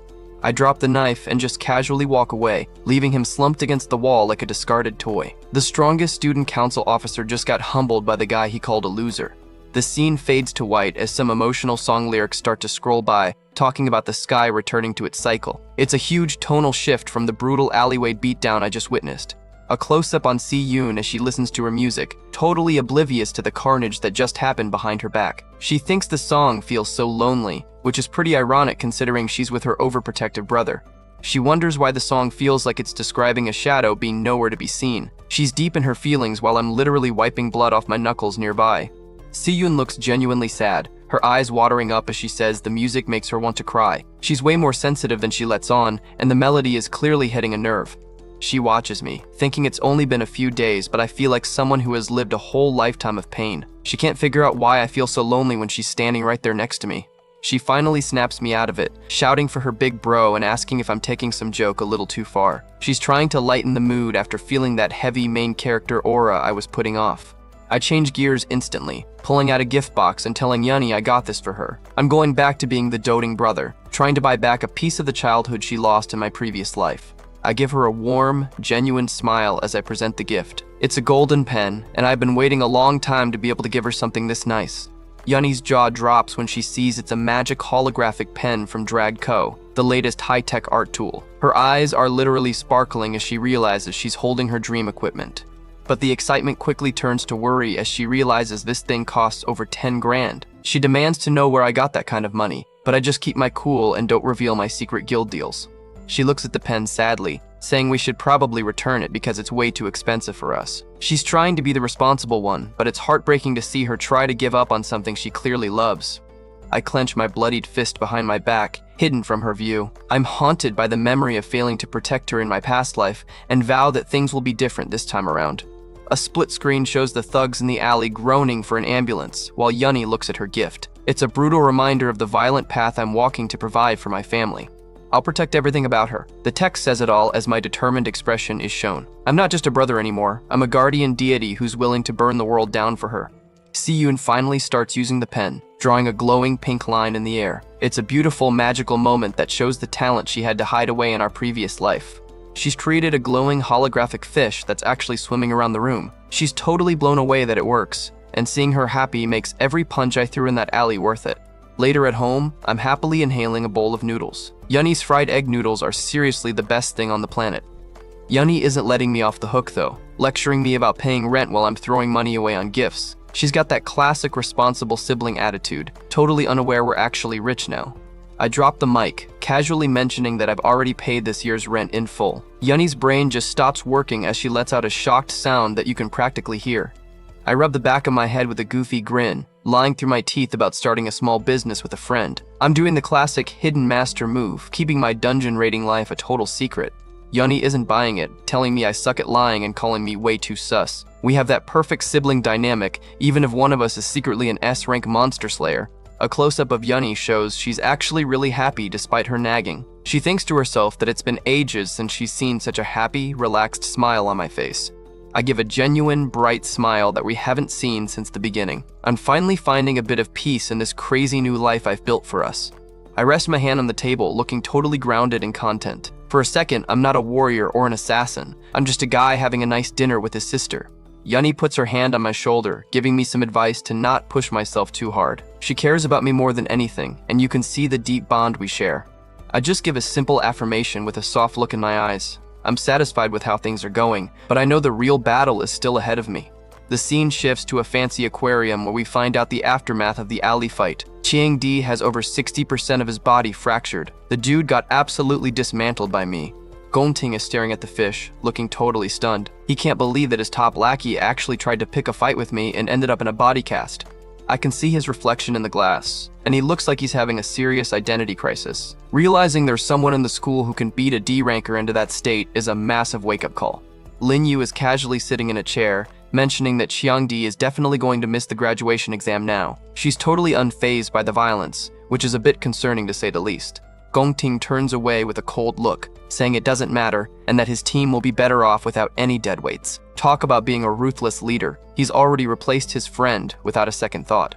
Footsteps echo as someone approaches the elite duo in the aquarium room. You can feel the formal, high-stakes atmosphere of the university's upper management. It's Gong Xuan, the university's director of career services. He looks sharp and serious, exactly like the kind of guy who manages the school's most promising talents. He confirms the internal results. I'm officially ranked as a C rank. This is absolute insanity for a student, and it completely flips the school's hierarchy upside down. Gongshuan drops the real bomb. I am currently the only student in the entire school with a higher rank than Gongting. The king of the school just got knocked down to second place. Gongting's eyes narrow as he takes the news, looking like he's about to explode. His elite pride is taking a massive beating right now, and you can tell he's not going to take this sitting down. The director mentions that Gongting's father has invited a big shot from the Alliance to watch his graduation performance. He warns him not to let anyone, especially me, steal the limelight. He warns that if Gongting fails to impress, their family's reputation will be in serious trouble. The pressure is officially on, and the graduation exam just became a personal grudge match. Gongshuan asks his niece, Ling Yu, to step up and fill the empty spot on the president's team. It's a power move to make sure they have the strongest squad possible for the final test. Ling Yu just smirks, telling her uncle he's overthinking things. She's got that "I have a secret plan" vibe going on, and she's clearly enjoying the chaos I'm causing. Gongting is looking absolutely murderous as he talks to the director. He asks if they really think he was using his full power during the ranking assessment classic villain. I was holding back. Energy. A close-up of his cold, golden eyes shows him vowing to prove who the actual strongest student is. He's got some hidden abilities of his own, and he's ready to unleash them in the final exam. He promises to make sure everyone knows the truth on the day of the combat examination. It's a direct declaration of war against me, and the tension is peaking. Gongting looks like a predator waiting to strike, standing by the aquarium with a look of pure determination. He's not going to let a loser like me take his crown without a fight. Back at the dorms, I'm fresh out of the shower after completing a brutal 100-kilometer run with weights. I never stop grinding, even when I'm already the strongest guy in school. It's 11:30 p.m., and I'm already preparing for my next training session while everyone else is asleep. This is that rise and grind mentality taken to a whole new level. I dry my hair, thinking that since the money situation is handled, everything is going according to plan. I'm ready to start my real mission as soon as graduation is over. My next goal is to win that 1 million yuan prize money from the graduation exam and pay back my loan to the Mithril Guild. I'm a man of my word, even when I'm planning to save the world. I know I'll need more help from Qingji in the future, so honoring our agreement is my top priority. I'm building a network of allies that will actually be able to stand against the coming darkness. I lie in my bunk, noting there's less than a month left before the big exam. I look totally calm, like I've already won the fight in my head. I decide I need to level up a few more times to be 100% sure of my victory. I close my eyes and prepare to dive back into the Glutton System's special training ground. The system starts initializing with a sleek, red loading bar. This is where the real magic happens, far away from any school rules or teachers. The Glutton System Initiate is finished. I'm back in the subdimension, ready to consume more power and push my stats to the absolute limit. I manifest in the sea of blood, staring up at that terrifying, jagged tower. It's a nightmare landscape, but for me, it's just another day at the office. I stand at the base of the massive staircase leading into the tower. I look like a tiny speck against the colossal architecture, but my determination is massive. I remember that my weakest class, the Gravehound King, already registered as a C rank. This just shows how cracked my build actually is compared to regular students. But my strongest class, the Abyssal Fiend, wouldn't even register on the school's machine. It's so powerful it literally broke the technology, which is a major flex. The official rank of my best class is still a mystery because it exceeded the system's maximum bounds. I'm basically a walking cheat code that the world hasn't figured out yet. I know the Abyssal Fiend is S rank, but I haven't even begun to scratch the surface of its full potential. I'm unsure exactly how much power is still locked away inside that class. I look at my character cards, noting that the exact ranks for my 2 remaining classes are still unknown. I've got so much untapped potential it's actually scary. I pull out the Golden Time Rift Key I won from the boss. It's an SSS rank item that pulses with a warm, ancient light in my hand.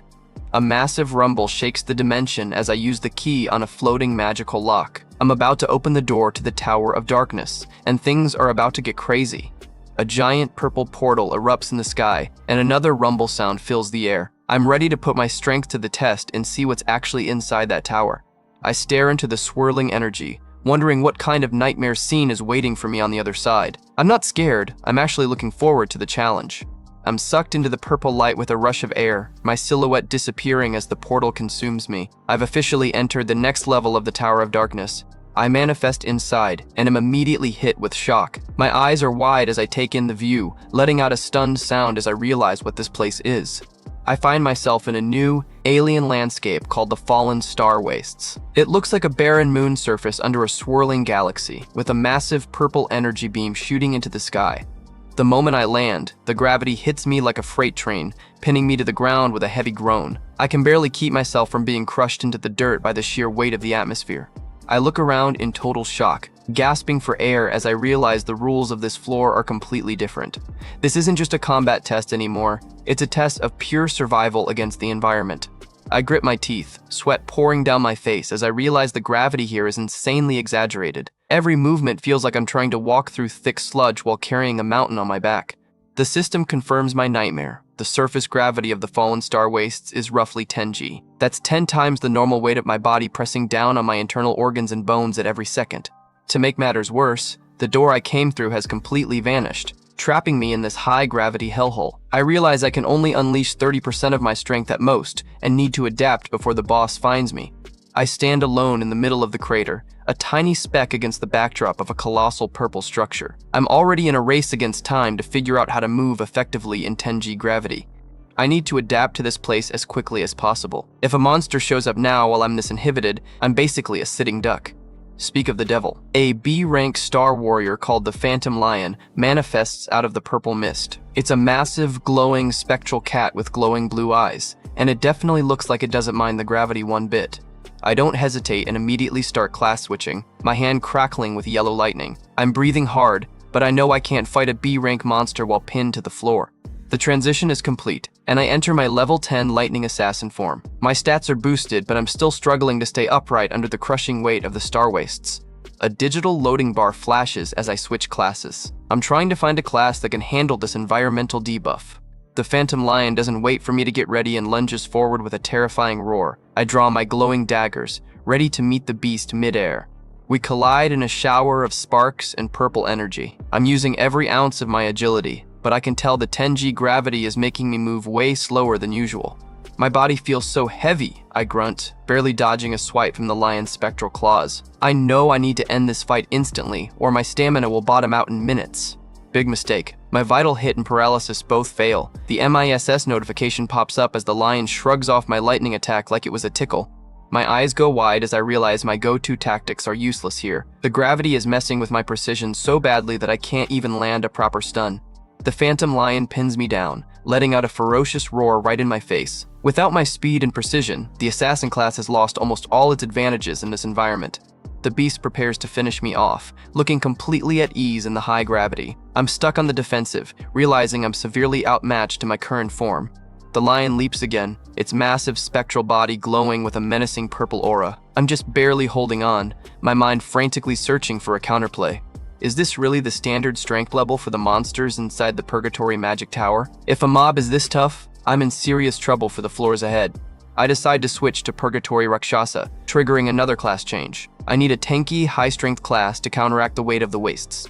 The system pulls up the S-Rank Purgatory Rakshasa card, showing off some massive bonuses. This class specializes in absorbing stamina and manipulating gravity. It's the perfect hard counter for this floor. Close quarters combat must rely on the warrior class with its high strength and stamina bonuses. I'm essentially swapping my surgical tools for a sledgehammer. My new form looks absolutely beastly, with purple flames erupting from my shoulders. I catch the lion's paw with my bare hand, proving that the strength boost is the real deal. I prepare a devastating downward strike, the ground beneath me cracking from the pressure. I'm stacking gravity to the max, turning the environmental debuff into a massive weapon. Power levels start screaming past 600% as the pink energy swirls around my fist. I'm about to hit this lion into the next dimension. Gravity is stacking to the limit. The downward force is being amplified exponentially, making my arm look like a glowing pillar of pure kinetic energy. The power of my punch is amplified by a full 60 times. I let out a roar of my own as I prepare to release all that built-up gravitational force. The phantom lion realizes it messed with the wrong human, its eyes going wide with pure terror. It tries to back off, but it's far too late to escape the blast zone. With a loud boom, I slam my fist down, a massive pillar of pink light erupting from the impact. The phantom lion is caught right in the center of the explosion, getting absolutely vaporized. I yell, "Don't even think about stopping me," as the super heavy mode shockwave shatters the surrounding landscape. The level of destruction I just unleashed is on a whole different level. The dust settles, and I'm left panting, my hands shaking from the exertion. I'm covered in blood and grime, but I'm still standing. I stand in the center of a massive, cracked crater, having earned a whopping 12,000 EXP. I also looted a phantom lion bone, which I'm sure is worth a fortune. A golden light washes over me as I hit level 11. I'm sweating and exhausted, but the constant level ups are the only thing keeping me going in this nightmare. The system compares my classes. The Purgatory Rakshasa has a higher amplification than the Lightning Assassin. It's officially my heavy-hitting S-Rank powerhouse now. Every star on the card represents a stat multiplier. The more stars you've got, the more insane you become after a class change. I realize that both of my current high-tier classes haven't broken through the B-rank limit yet. I've reached a plateau and need some serious juice to push into the A-tier. Something weird is happening though. The system didn't show the devourable mark on the dead lion. I've killed plenty of things, but for some reason, I can't eat this one.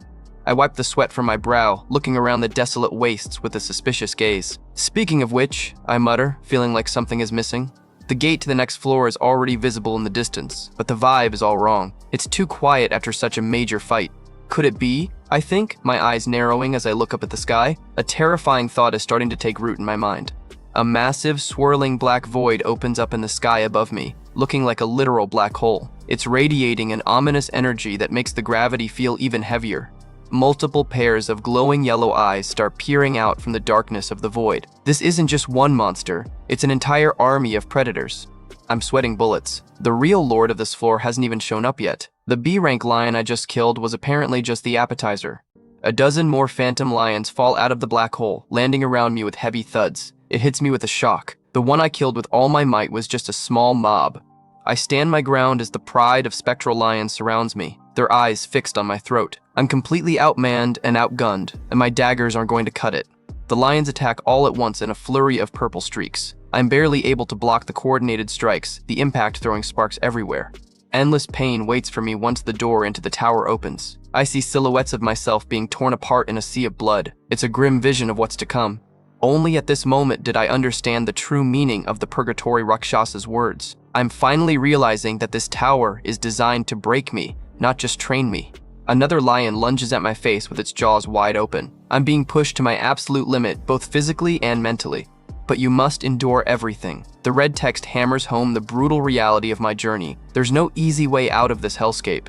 I roar back with blood streaming down my face. You must conquer everything. I'm choosing to fight through the pain, fueled by pure, unadulterated willpower. Suddenly, I snap awake in my dorm room, gasping for air and clutching my chest. I wheeze, my eyes wide with the lingering terror of the dream. I can still feel my muscles tearing and my skin separating from my bones. The trauma of my training is physically manifesting in my waking world.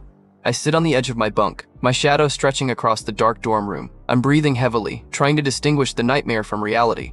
I touch my shoulder, feeling the phantom pain of the lion's claws. The pain in my dreams is all incomparably real. This tower is more than just a training ground. There are no shortcuts to becoming a god-level awakener. If I want to save my world, I have to endure the kind of agony that would kill a normal person. I look more determined than ever, my eyes glowing with a dark fire. This lonely and arduous road of purgatory has only just begun, and I'm ready for every bit of it. The scene shifts to Friday, May 257 at the National Awakener University Grand Auditorium. It's officially the day of the team formation ceremony for the graduation exam. The auditorium is packed with students, looking up at a massive screen that reads, Graduation, Combat, A Assessment Team Formation Ceremony. The energy in the room is electric. Gong Xuan, the Career Services Director, stands at the podium looking stern. He's presiding over the event, ready to announce the rules that will decide everyone's future. The students are buzzing with rumors that higher-ups from the Guild Alliance are coming to watch live. This isn't just an exam anymore, it's the biggest job interview of their lives. A couple of students whisper that it's no wonder the rules changed this year. They realize the stakes have been raised to make a better show for the bigwigs. I look bored as the new rule is announced. Every team must have at least 5 members. This is a massive curveball for anyone who is planning to solo the exam. Another new rule, at least one person on each team must be high E rank or above. People wonder if this is just to improve the entertainment value of the graduation. Gong Xuan announces that all rank information has been sent to our wristbands. He tells everyone to check their stats and finalize their teams as soon as possible.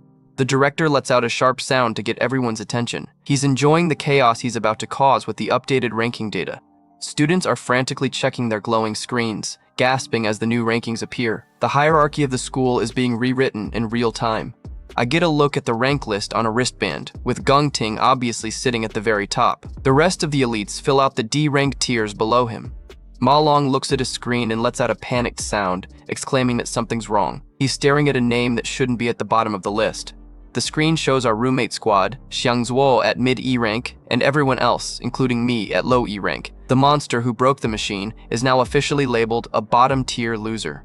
Ma Long is freaking out, asking me how on earth I could only be a low E rank. He's genuinely confused after seeing me destroy Gong Cheng and break the assessment core. The other students are whispering, asking if my test didn't show C rank before. They're laughing and wondering how a C rank turned into a low E rank overnight. One student mutters that the demon heart really was broken after all. He's disappointed, admitting he was thinking about teaming up with me until he saw these pathetic results. I stand in the shadows, looking completely unbothered by the insults. This is great. Now surely no one will want to team up with me. I'm satisfied that my true power is hidden once again.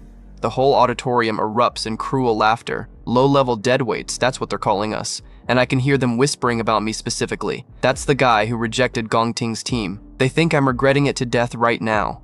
Gongting stares at me with that cold, silent look. He doesn't need to say anything. His eyes say it all. He's feeling pretty vindicated watching me fall to the bottom of the rankings. The guy who rejected him? Now look where I am. From the stage, director Gong Xuan watches the scene with a cold, analytical gaze. He's the one who pulled the strings to change the results, and he's clearly satisfied with how his plan is unfolding. He thinks about his disappointing nephew, wondering when he will learn how to truly utilize power and human nature. He's playing a much deeper game than anyone in this auditorium realizes. Gong Xuan gives a dark, villainous smile as he vows to teach his nephew a lesson. He decides that his opponents won't even have the qualification to compete, setting the stage for a rigged graduation exam. The school announcement blares over the speakers, telling us to stop wasting time and finalize our teams for the graduation exam. I can feel the pressure mounting. The clock is officially ticking. I can hear the frantic stomping of feet as everyone starts running around the auditorium. It's a total madhouse. Everyone is scrambling to find the strongest partners they can get their hands on. A massive crowd has swarmed President Gongting, literally begging him for a spot on his team. They're treating this guy like a rock star because they want a piece of that guaranteed victory energy. The pleas are getting pathetic. I hear people bragging about being on the student council or offering to be his personal errand dog just for a chance. One girl even tries to sell herself as a top-tier healer, but the competition is just too cutthroat. Gongting's lackey has to scream at everyone to back off because they only have one single spot left on the roster. The desperation in this room is thick enough to cut with a knife. A green team Formed notification pops up as a group slams their glowing wristbands together. Great, the first elite squads are officially locked in and ready for war. The entire auditorium is filling up with these team-formed messages as the mid- and high-tier students finish their scouting. It's a high-tech sea of green lights and confident cheers. Meanwhile, Ma Long is looking absolutely defeated. He lets out a heavy sigh as he realizes we've been rejected by literally everyone. We're standing here in the back like the ultimate outcasts. Right now, it's just the 4 of us. me and my 3 roommates. At this rate, we won't even have enough members to qualify for the exam, let alone pass it. Ma Long stares at his wristband in total disbelief. He keeps wondering why on earth I'm ranked dead last. He knows what I'm capable of, so seeing me at the bottom of the list makes zero sense to him. I look at the board with a cold, sharp gaze. It hits me. The school is purposefully targeting our dorm. We've been set up to fail before the test even starts. I know that this battle is the only way for any of us to secure a real career. Without a high team score, low rankers like us are basically headed for a lifetime of delivery jobs. I can't let that happen. The system explains the brutal math. The number of monsters in the dungeon scales based on the team size. Having more people doesn't make it easier. It just changes the math of the fight. The 4 of us stand in a small circle, looking like a lonely island in the middle of this crowded room. No one wants to touch a low-ranked team with a 10-foot pole. The digital list shows the 3 lowest-ranked students in the entire school: Ma Long, Xiang Yu, and me. It's like a public do not recruit sign hanging over our heads. Suddenly, a random student calls out to Xiang Zuo. He's the only one in our dorm who actually has a decent mid-rank status. They try to poach him right in front of us. They tell him they're short one person and that he shouldn't waste his potential with trash like us. It's a low blow move, trying to break up our group while we're standing right here. My expression hardens as I listen to them. I realize that if we can't find a 5th member, the 3 of us low tiers will be disqualified from the exam entirely. I can already see the future they want for us. Ignored by everyone and ultimately kicked out of the ceremony. The school's plan to erase us is working perfectly. Xiang Zuo looks down for a second. I can see the weight of the offer pressing on him. Everyone is watching to see if he'll ditch his friends for a better career. But he shuts them down instantly with a cold, sorry. He tells them flat out that he made a promise to us a long time ago, and he isn't about to abandon us now. That's real loyalty right there. The recruiters get salty immediately, calling him ungrateful. They're furious that a filler student would actually have the nerve to reject an elite offer. The assessment board keeps chiming with ding sounds as more teams finalize their rosters. Our pool of potential partners is shrinking by the second. Ma Long is having a full-blown panic attack. He points at the screen, realizing there are only a couple of high-tier E ranks left. We're officially the only ones left without a full squad. I turn my head, my eyes glowing with a dangerous light as I stare toward the director's booth. I know exactly who's responsible for this mess. Director Gong Xuan is just sitting there with a smug look, watching through his glasses like he's already won. He's the one who tampered with my rank to protect his nephew's reputation. I realize the director went way out of his way just to sabotage me. It's fueling my rage, seeing how the people in power think they can just do whatever they want. But I isn't giving up. I'm taking this graduation exam no matter what obstacles they throw in my way. My resolve is locked in. If they want to play dirty, I'm going to show them why that was a bad idea. I initiate a CLASS change, and yellow lightning starts crackling around my shoulders. The class CLASC change complete. Screen flashes. I'm fully embracing my lightning assassin power right here in the auditorium. I'm done being polite. I stand there crackling with electrical energy, my eyes glowing. I realize there's no need to play by the rules when the rules are rigged against me. Director Gong Xuan is caught totally off guard. I can see the shock on his face as he sees a low ranker manifesting high-tier energy. He's starting to realize he seriously underestimated me. My roommates are blown away. Ma Long lets out a loud W-O-H as the room fills with the sound of sparking lightning. They've never seen me look this menacing before. I'm thinking about the university tradition. We're allowed to initiate 1v1 challenges at any time. It's the perfect way to settle scores and show everyone what I can actually do. It's a bold move, but I'm using it to bypass their recruitment process entirely. I'm aiming for the top to force the school to acknowledge me. Normally, most people would ignore a challenge from a low ranker, but someone as proud as Gongting won't back down. I know exactly which buttons to push. Gongting looks down from his seat, his golden eyes narrowing into a sharp, predatory gaze. He's finally paying attention to me, and it's not exactly a friendly look. I figure if I can just defeat the president, the strongest, then people will be falling over themselves to join my team. Suddenly, a bright light fills the back of the auditorium. Everyone turns to look as a familiar silhouette walks toward the stage. It's Vice President Ling Yu. She steps out of the light and asks if my team is still looking for members. Talk about a plot twist. She walks up with a playful smirk, mentioning she was only a D rank back in middle school, so she won't be a burden. She's casually offering to join our trash team. Ma Long's brain has officially left the building. He's staring at her with wide, watering eyes, unable to process that the most popular girl in school just asked to join us. The bully lackey is having a mental breakdown, screaming and asking what the hell his cousin is doing. Even the elites are losing their minds over this. Director Gong Xuan actually spits out his drink. His plan to isolate me just got nuked by his own niece. Ling Yu walks past the stunned students and takes her place with us. I can almost hear the sound of everyone's jaws hitting the floor. The gossip starts instantly. Everyone's noting that Ling Yu is an exchange student with a mysterious background. Rumor has it she's a genius from the legendary Shanghai Academy. Gongxuan finds his voice and starts yelling, claiming she's not eligible for the exam as an exchange student. He's desperately trying to find a loophole to keep her away from me. Ling Yu stays calm. She points out that she hasn't taken a rank assessment yet, so there's no official report proving her rank anyway. She's playing the system just as well as her uncle is. Suddenly, a massive burst of purple energy erupts in the middle of the room. The principal has officially entered the chat. Gongxuan looks terrified. He wasn't expecting the big boss to personally get involved in team formation. The principal, a tall man in a sharp white suit, manifests right behind Ling Yu and me. The pressure in the room just doubled. I'm surprised too. I thought the principal was supposed to be a soldier class, but that teleportation suggests he's hiding some very high-level skills.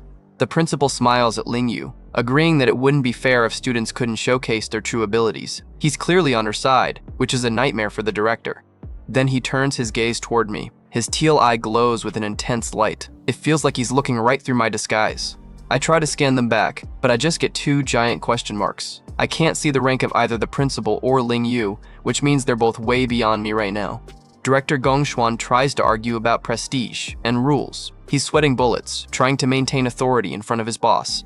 The principal gives a grand speech about our mission to cultivate talent. He's essentially overriding every rule the director just tried to use against us. He turns and stares directly at Gongxuan. His expression hardens as he notes that the graduation battle is a decades-old tradition, the most important turning point in a student's life. With cold authority, the principal asks how the school could maintain its reputation if students lost opportunities due to particular circumstances. I can see Gongxuan panicking internally. He's wondering if the old fool knows he tampered with the rankings. He realizes his job might be on the line if he keeps pushing. He looks between Ling Yu and me, wondering if we're collaborating. He realizes the power dynamic in this school just shifted completely in 5 minutes. The director grunts and backs down. He's not going to fight the principal, at least not yet. He'll find another way to deal with me later. Gongting watches the whole thing looking unimpressed. The principal looks over his shoulder and notes that even with this, Gongting should still be able to win easily. The principal lets out a big laugh, calling the whole thing an oversight by career services. He's giving Gongxuan a way to save face while still getting what he wants. He officially declares that teams with fewer than 5 members, or teams lacking a high E rank, can still submit rosters. The door is officially open for us. Our 5 hands slam together, wristbands glowing green. Team formed. The birth of the school's most unpredictable group. My roommates are cheering like crazy, already declaring me the team captain. The vibe in our group is a complete 180 from the depression we felt earlier. The principal watches us go. He notes that Ling Yu's interest in me is stronger than he imagined. He's definitely keeping a close watch on us. It's a split shot of our rivals, Gongting leading the strongest team, and me leading the lowest team. The final showdown is set. The principal smiles to himself, wondering which dungeon we'll choose. He's treating this like a very interesting experiment. A technician at a console hears a ding. A notification pops up. A team has already submitted their choice. He looks at the screen in shock. He can't believe a team picked that fast. He's probably wondering if we're confident or just stupid. The crowd is buzzing as they realize it was my team that made the quick pick. They're all asking what on earth we could have chosen. People are looking terrified, asking if we actually chose that one. It looks like I just picked the worst possible dungeon for a group of low rankers. My roommates are screaming in the background, begging me to undo it. Ma Long looks like he's about to have a heart attack. I just stare ahead, my eyes glowing red. I'm completely silent while everyone around me screams, asking if I realize what I just picked. Whatever it is, I'm ready to conquer it. The graduation battle examination has officially kicked off. This is the big one. The first time we head into a real-life dungeon as a team to hunt for a final grade. The scoring is simple: dungeon completion, boss slayer, and completion time. We earn points for clearing the area and taking down the big bad before the timer runs out. The difficulty adds a multiplier. A low-level F-rank dungeon gives a X1.5 bonus, capping the score at 75 points. An E-rank dungeon bumps that multiplier to X2. It's a huge jump that allows a team to hit a maximum of 100 points. The math is simple. A perfect E-rank run equals a legendary 100-point score. But in this school's history, nobody has ever actually pulled it off. The goal for me is clear. The team with the highest score gets an automatic recruitment offer from the Imperial Guild. That's the ultimate prize. There's also an MVP award. The class MVP gets a management position in the Imperial Guild and a life-changing prize of 1 million yuan. I need that. The all-time high score is 90 points, set by the current leader of the Imperial Guild. That's the bar I have to clear. I hear students whispering that even an E-rank dungeon is brutally tough. They figure you'd need at least 3 D-rank awakeners just to survive. Everyone is looking at Gongting's team, betting they're the only ones with a shot at breaking the record. They're the favorites for a reason.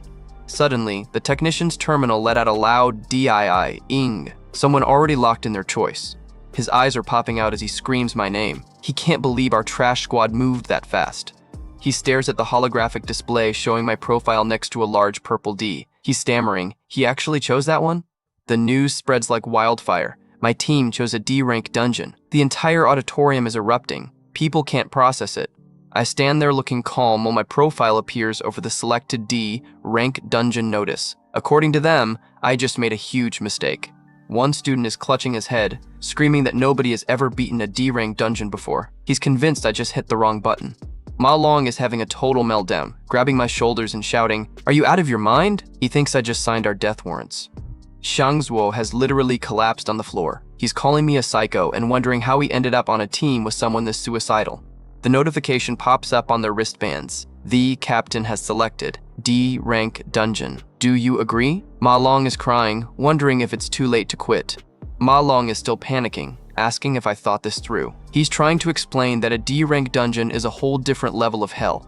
I just give him a simple stone cold. I look him right in the eye and confirm it. I've absolutely thought this through. Another DIIN echoes through the hall. Gongting's team just locked in their choice. They aren't about to be outdone by us. Gongting's profile glows as he selects a D-rank dungeon too. He's taking the bait. He's turning this into a direct competition.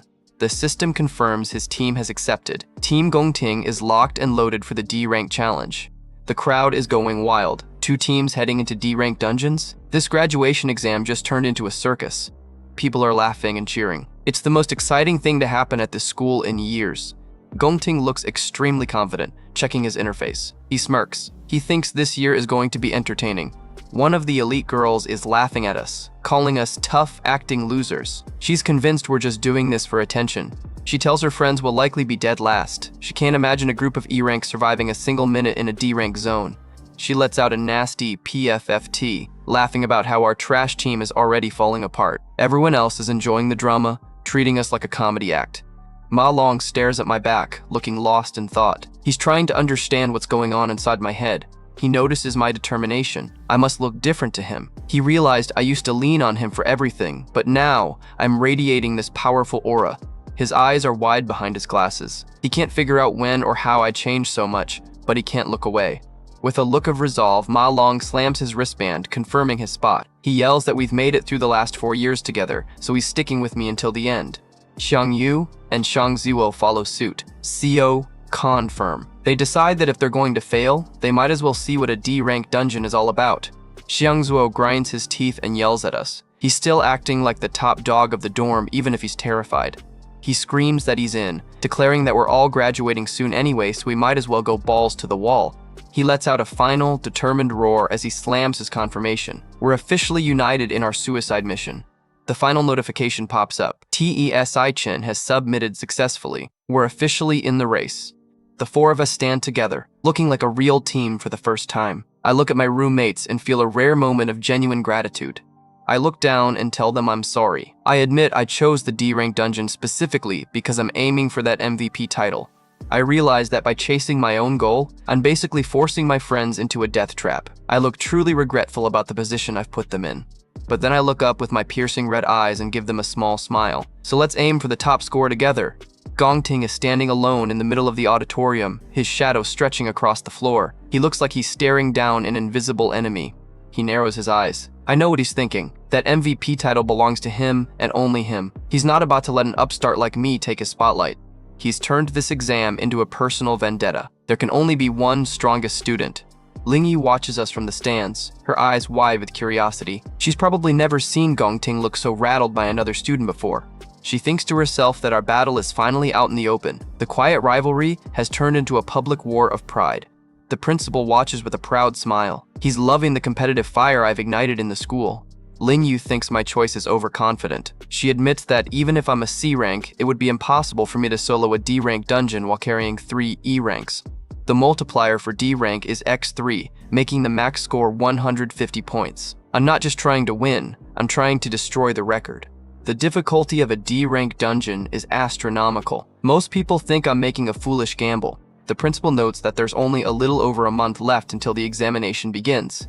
The school sees us in a chaotic training montage. The general consensus is that it'll be impossible for us to develop the necessary strength in such a short time. We're in the combat simulation room. The timer is counting down. My team is being put through a digital meat grinder, and they look absolutely exhausted.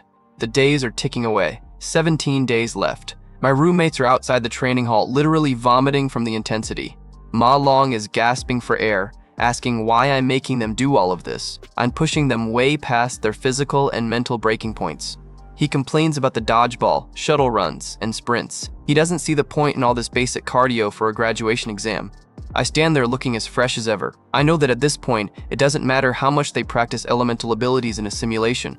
I look at my exhausted friends and explain it to them. When the flood of fear from the unknown washes over you, your mind will go blank. I tell them it won't be the theories or some makeshift attack combo that saves them. In that moment, it'll be their instinct. They look at me in shock as I explain we're training to heighten their endurance, explosive power, and reaction speed. I'm turning their bodies into weapons of survival.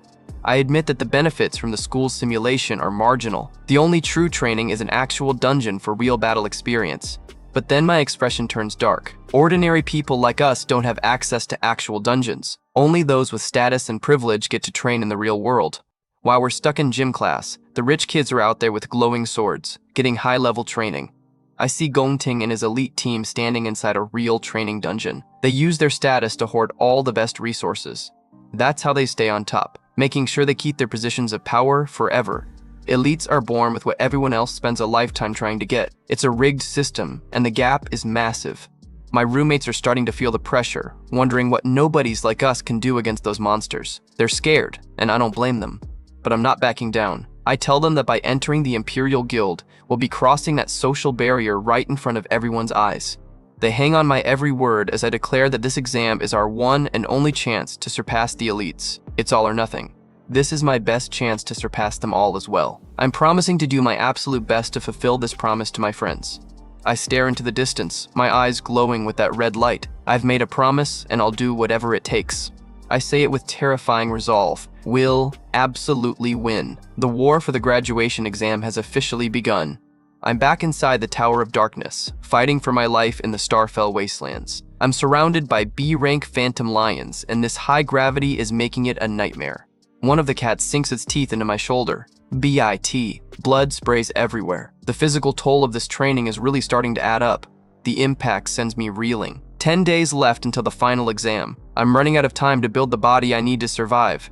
Back in the real world, I'm leading my roommates in a grueling campus run. One guy is on his hands and knees wheezing, but I just tell them to keep going for 5 more laps. In the tower, I'm finding my rhythm. I land a massive strike, shattering the ground. I'm training my instincts to react even when my body feels like it weighs a ton. 5-day mark. I'm a blur of motion, my daggers carving through the spectral pride. I look like a completely different person now. 3 days left. I'm doing push-ups with a mountain of weights on my back. My roommates just watch from the sidelines, staring in absolute awe at my strength.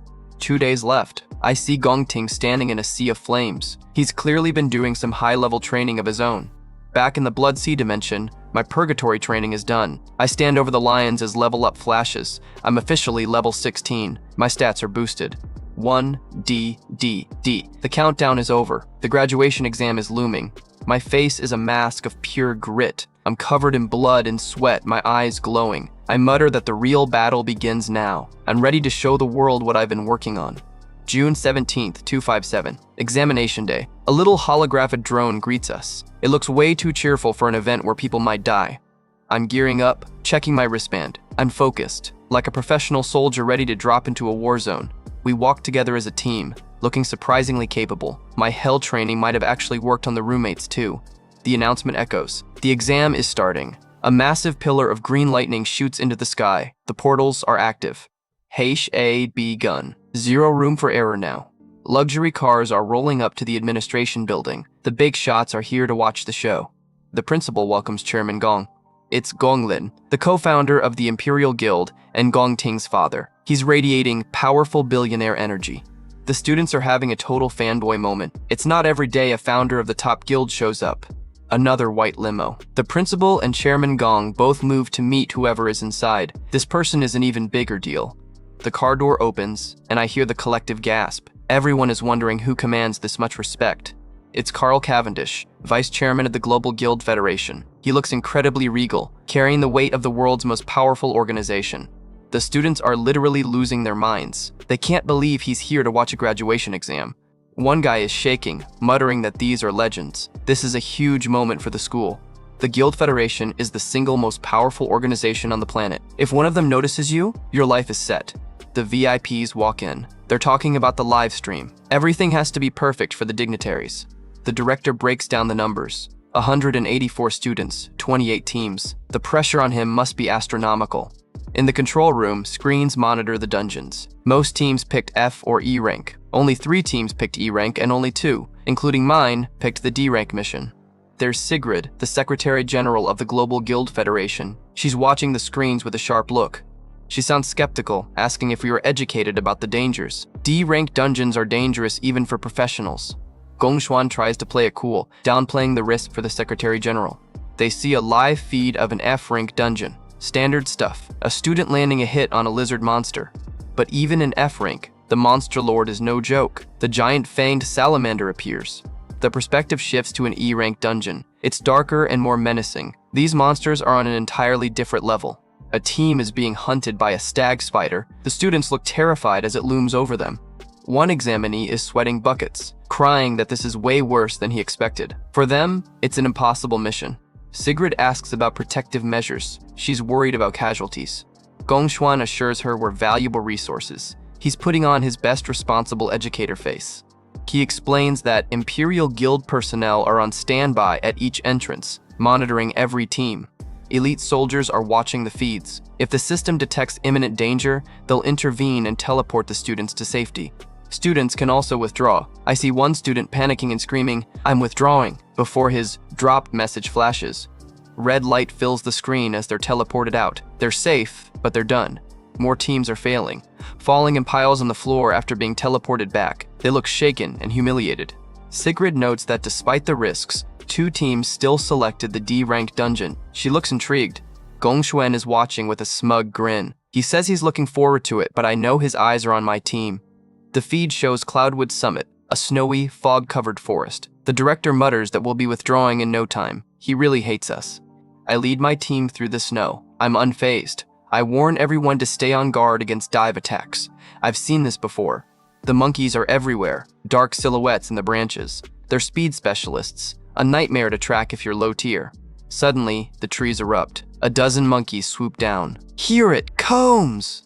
I narrow my eyes, daggers ready as the lead monster dives for my head. I'm not scared. Honestly, I'm bored. The monkeys are a blur of white fur and claws. They're buzzing us like fighter jets, trying to break our formation. Ma Long and the others are scrambling, ducking, and looking completely overwhelmed. They're barely surviving. One of them is on the ground, gasping, I didn't die. He's shocked he dodged a D-rank monster. He probably thinks he's getting better. But then, 3 massive thuds. 3 monkeys hit the ground simultaneously. They were dead before they even knew I'd moved. Ma Long looks over with total shock. He can't even finish his sentence as he realizes what I just did. I'm standing in a pool of blood, yellow lightning still arcing off my gear. I just soloed 3 D-rank monsters while my teammates were still trying to figure out where the first attack came from. Now that's how you carry a team. See you in the next chapter. I'm not messing around anymore. I stand firm, lightning dancing across my skin as I look back at my squad. I tell them straight up to stay back, warning them that they aren't ready for what's coming. The lightning around me intensifies, and I tell the boys to just leave the rest to me. I'm stepping up to be the ultimate carry, and honestly, can you blame me? Just then, one of the Wraithwing monkeys dives out of the snowy air like a missile. I can see the rest of the team is already in a total panic, screaming for everyone to watch out. Ma Long gets blasted back by the sheer wind pressure from the attack, slamming hard against a frozen tree. Yeah, this D-rank difficulty is no joke, and I can see the fear is finally starting to set in for them. Staring into the blizzard, Ma Long starts connecting the dots, and then it hits him. I didn't train their reaction speed so they could help me fight. I did it so they wouldn't die in the first 5 minutes. He looks completely stunned by the realization. The physical hell I put them through wasn't a team-building exercise, it was a survival kit. I can tell his pride is taking a massive hit. He starts grumbling about how he's supposed to be the boss of the dorm, hating the fact that he has to rely on me just to make it to graduation. Suddenly, a yellow flash of energy slices through the air, that's me, and a monkey's head goes flying. I'm moving so fast, the monsters are literally falling apart before they can even blink. I'm an absolute blur of violence in the middle of the pack, my fists glowing with electric power. I'm not just defending myself, I'm systematically deleting every monkey that gets close. 2 monkeys shriek as they charge through the snow, looking for an opening. They're fast, but they have no idea they're fighting a human lightning bolt. I zip right through them with a deafening crackle of energy, leaving the monsters in the dust as I clear the area in a fraction of a second.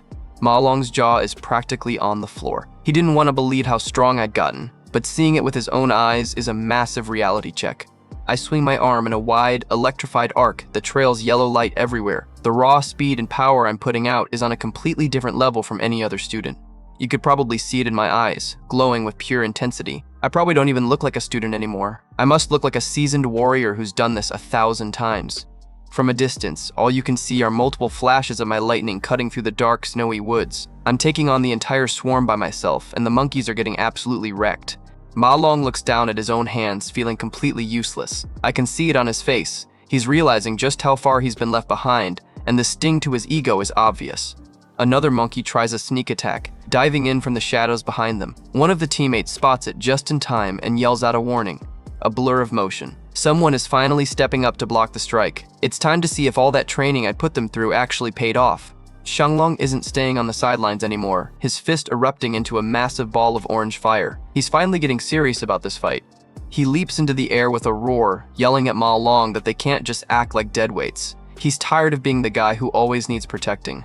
The team looks at each other, fire and green energy reflecting in their eyes. They realize that if they want that graduation offer, they have to prove they belong in a D-rank dungeon too.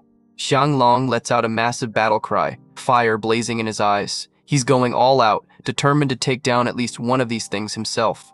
Ma Long gets fired up too, shouting that Xianglong is right as green energy begins to swirl around his hand. The squad is finally working together.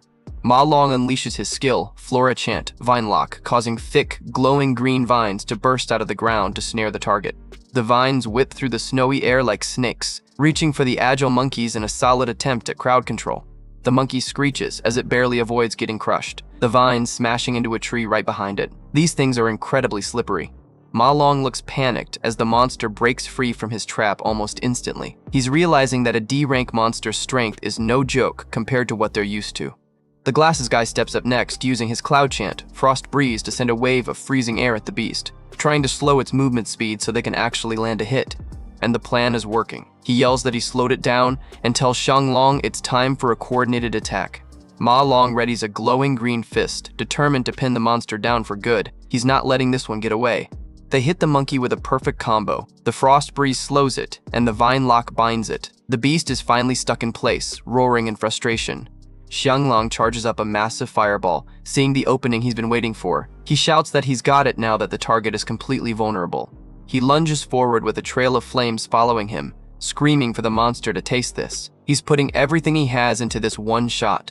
He calls out his ultimate move, Nuclear Mage Burst Flame Bullet, as a giant, concentrated sphere of fire forms between his palms. The fireball hits the trapped monkey dead center, creating a massive explosion of orange and white light. The impact is so big it clears the snow for meters around. The monkey is caught right in the middle of the inferno, screaming as the flames char its fur. That has got to hurt. But Xianglong is shocked to see the monkey is still standing after that blast. He can't believe how tanky a D-rank monster actually is. The scorched monster lunges out of the smoke, looking even more terrifying than before. It's a total nightmare scenario for these students. I see Xianglong's face as he yells that this is his final attack. He looks completely exhausted but is determined to finish the job. He unleashes the Converged Burst Flame Bullet, and a massive pillar of fire incinerates everything. It's a literal nuke that lights up the entire forest. The exam drone floats over the charred crater, confirming the kill. A voice announces they successfully killed a ghost bat monkey. They actually did it. The 3 teammates collapse into the snow, gasping for air but absolutely hyped. They can't believe they actually took down a D-rank monster as a squad. I'm watching them from a distance, looking as calm as ever. One of the guys shouts out to me, asking if I saw their supposed piece of cake victory. The loot drops on the ground, a ghost bat monkey fingerbone. The team is celebrating like they just won the championship. Ma Long tries to play it cool, wiping his forehead and claiming it was easy. Yeah right, I saw you sweating bullets 2 minutes ago, buddy. I give them a simple, good job, which probably means the world to them. The drone announces that all the mobs in this section are officially cleared. Apparently, back in the observation room, one of the officials was having a meltdown. He was shouting about how it's impossible for trash students like us to pull this off. The live feed shows the defeated monster's silhouette, confirming the unthinkable. These kids with no real combat experience just took down a D-rank beast way above their level. The big shots from the guild watch in total silence. You can tell the mood in the room has shifted from mocking to genuinely impressed. Carl Cavendish, the purple-haired vice chairman, actually looks amused. He notes that I'm performing quite excellently so far. My profile is highlighted by a cool blue light as I look toward the next challenge. I'm quickly becoming the star of the show. Then Carl Cavendish gets this mysterious look in his eye, saying that I look like an old acquaintance of his. Sounds like he might know something about my past. Okay, so my story is already pretty wild, but to understand what happens next, you need to hear about someone else. This is a story about a kid named Arhan. It starts with a flashback, a pair of boots clicking against a stone street. A voice asks what would happen if they said they had to leave, clearly looking for a way out. A girl with long dark hair walks away without looking back, tossing a chilling question over her shoulder, asking what he would do then. The camera zooms in on her face, and her eyes are stone cold. She lays down the law, telling him that leaving comes with a heavy price he'll have to pay.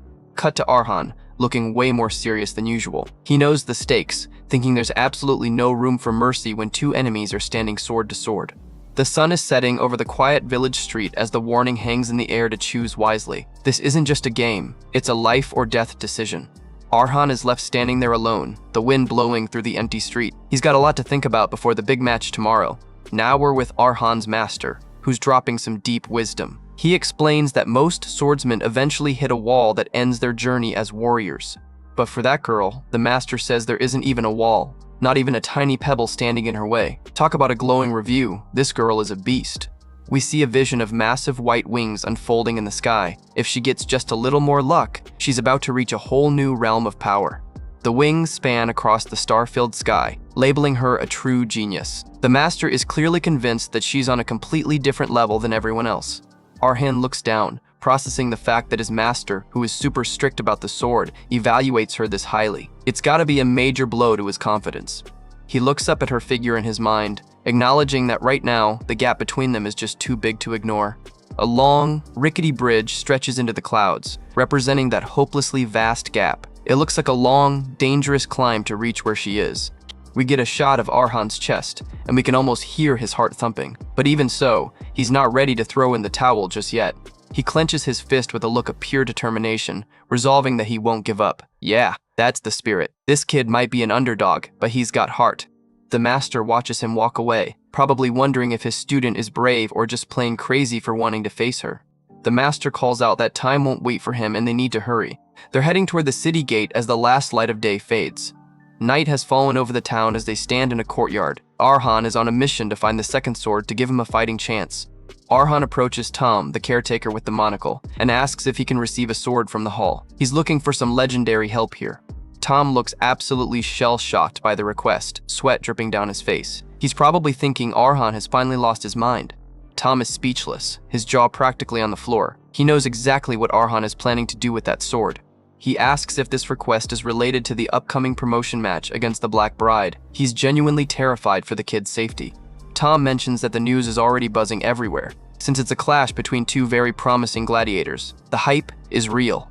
Tom looks down with a sad expression, saying the arena has played a cruel prank on a young master who is just starting to bloom. He really doesn't think Arhan can win.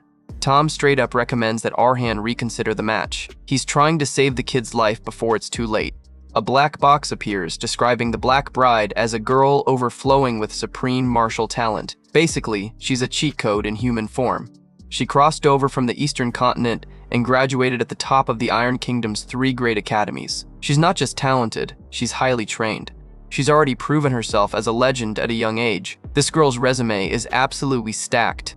We see a glimpse of her handiwork. Overwhelmed fighters lying in pools of blood. She's an undisputed genius warrior who doesn't leave many survivors. Tom admits Arhan has excellent qualities, but says it's simply not time for him to face a raging tidal wave like her. He's basically telling him he's out of his league. Tom tells him to accumulate more experience first and build the strength to withstand the rapids before challenging her. Sound advice, but will Arhan listen? Arhan stands in silence, his eyes hidden in shadow. He's taking in everything Tom said, but you can feel the tension in the air.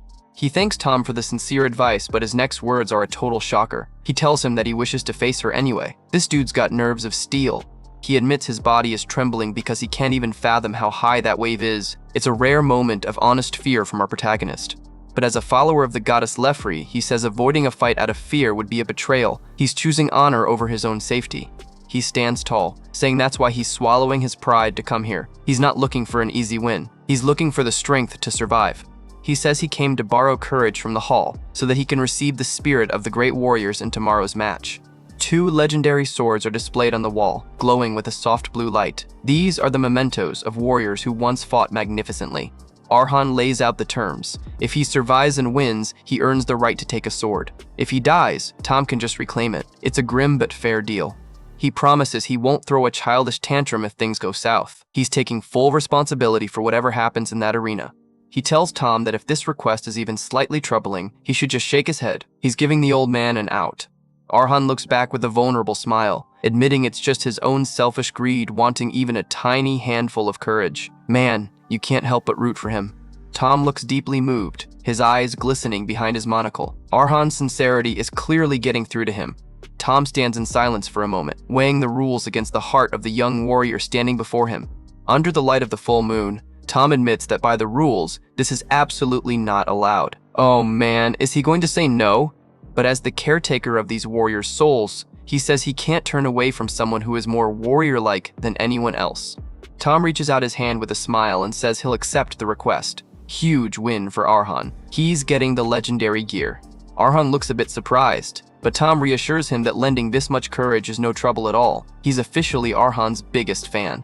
Tom is hyped, saying it's been so long since he met such a splendid warrior. He's practically beaming with pride. The old man gets so emotional he has to wipe away a tear, saying he can't control his emotions. It's a really touching moment between the two. Arhan bows deeply in gratitude, thanking Tom from the bottom of his heart. The bond between them is stronger than ever now. Wait a second, the master is watching from the shadows and lets out a little laugh. Looks like he was eavesdropping the whole time. The master thinks to himself that Arhan is actually more talented at this than he is at swordsmanship. Is that a compliment or a roast?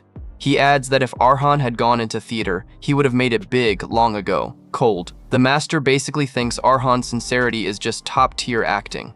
Arhan stays bowed before the swords, thinking that the conditions are finally met. Now there's just one final step before the fight. He needs to digest the power of that legendary sword. It's glowing with an intense, pulsing purple energy that looks seriously dangerous. The next day arrives at the massive arena. It's time for the little gladiator to step onto the big stage.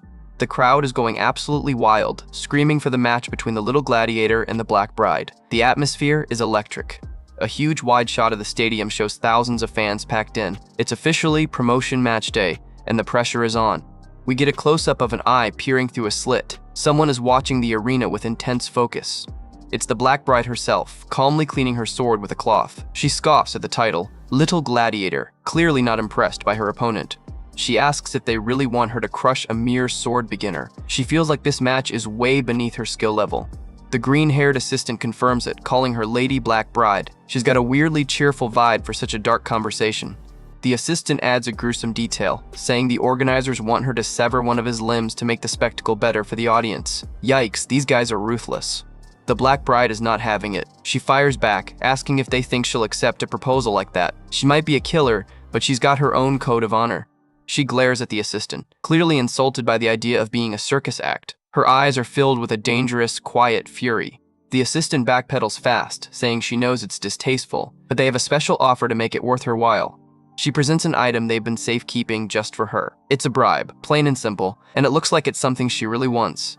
It's the dragon sword of the Eastern continent, a massive black blade wrapped in chains. The Black Bride looks genuinely shocked to see it. The assistant says that item holds great significance for swordsmen from the Eastern continent. She's playing right into the girl's past. She knows this is one of the reasons the Black Bride fights as a warrior. The girl looks down at the ground, clearly torn by the offer. The assistant takes her silence as acceptance and gives a creepy little smile. The deal is done, and Arhan is in more trouble than he knows. The announcer screams for a great match as the lights come up on the arena floor. This is it, the moment of truth. The Black Bride thinks to herself that it was an offer she couldn't refuse. She decides she'll show mercy as a human rather than a warrior. She steps out and sees Arhan standing across from her. He looks small compared to the massive arena, but he's holding his ground. Arhan's boots crunch on the sand as he walks toward the center of the pit. You can almost feel his heart racing. The Black Bride walks forward in her full, veiled armor. She looks like a dark phantom stepping out of a nightmare. She stops and speaks to him through her veil, acknowledging that he actually came and calling him little. She's admitting he's brave, even if she's about to wreck him. Arhan finishes her sentence as he draws his blade, calling himself Gladiator. He looks way more badass than he did yesterday. He grips the hilt of the legendary sword and warns her that he's given her plenty of notice. This kid isn't playing around anymore. As he draws the sword, a bright flash of light reflects off the blade. He tells her that everything happening from this moment on is her own fault. The Black Bride's eyes go wide as she feels a sudden shift in the air. Arhan is about to drop a major surprise on her. And boom, a massive explosion of red energy erupts from Arhan, shooting up into the sky. The entire arena is shaking from the sheer power. The Black Bride looks up in total shock, her veil fluttering in the wind. She was not expecting this level of power from a beginner. She can smell a thick stench of blood coming from the red aura. It's an oppressive, terrifying feeling that fills the entire stadium. She stares at the silhouette of Arhan standing in the middle of the red mist, wondering if that energy could really be coming from that kid. He looks like a demon now. Arhan's face is half covered in shadow, and one eye is glowing with a piercing blue light. He looks completely transformed and ready for blood. A close-up of the Black Bride's eye through her mask shows her getting serious. She identifies herself as a citizen of the Free City crowd. We see a final silhouette of her as she says she's someone who willingly stained her hands with blood to reclaim freedom. This fight is about to be legendary. Okay, back to my own mess. The feed from the drone shows this creepy cackling bubbling up from the shadows. In the distance, between jagged ice cliffs, a massive, shadowy figure looms over the landscape. The camera pulls back to reveal a towering, skeleton-like monster shrouded in dark robes. Ma Long is just a tiny speck at its feet, looking up in absolute horror. I can see Ma Long sweating bullets as he remembers this thing from the monster manual. He identifies it as a cloud elemental mage that loves to torture its prey before finishing them off. The boss's title drops, Frostbound Lich King, a C-rank monster lord. Ma Long realizes the giant ice nova it just used was actually a calculated trap. Small ice spikes tap across the ground as Ma Long tries to scramble away. He's panicking hard, thinking there's no way he can solo a C-rank monster by himself. Ma Long is running for his life through the snowy peaks, his boots tapping frantically on the ice. He knows he's got to find me fast, or he's toast. Suddenly, a giant ice spike pierces right through someone's leg, spraying blood across the snow. Incredibly painful. And yeah, that leg was mine. I'm pinned to a cliffside by the Lich's magic, groaning in pain. The boss is just standing there cackling, enjoying every second of my struggle. A system notification pops up warning about a critical injury in my lower left leg. The game even asks if I want to withdraw while I'm hunched over in the snow, gasping for air. Ma Long arrives on the scene and is totally shocked to see me, the supposed powerhouse, in such a bad state. He knows he has to thaw me out immediately or we're both dead. Ma Long activates his skill, Cloud Chanter, Perfect Origin. He's pouring all his purifying energy into a single beam to cleanse the frost debuffs off of me. But another ice spike rips through Ma Long's shoulder while he's trying to help. The Lich is not letting them pull off a rescue mission that easily. Ma Long collapses into the snow as a big red purification failed. Message appears on screen. Things are looking pretty grim for us right now. The Frostbound Lich King is having the time of its life, laughing manically at our pathetic struggle. It raises its hand, preparing another Cloud Mage skill. The boss launches Cloud Mage Frostbone Skewers, sending a massive barrage of ice spikes down on us. Another critical injury warning flashes, and the system is practically begging us to quit. I can see Ma Long hunched over, breathing heavily through his teeth. He's facing a choice to withdraw or keep struggling, but I can see it on his face. He's remembering all the times he was left behind. A flashback must be playing in his head, being bullied and humiliated at school, with other students laughing at him. He was always treated like he didn't matter, just an extra in someone else's story. He probably remembers me pulling him along back when we were younger. He knows we put everything on the line to reach this graduation exam, and he's not about to let it end like this. He must be seeing memories of us laughing together as friends, a stark contrast to the cold reality we're in. He shouts that against all odds, he finally has the chance to change his life.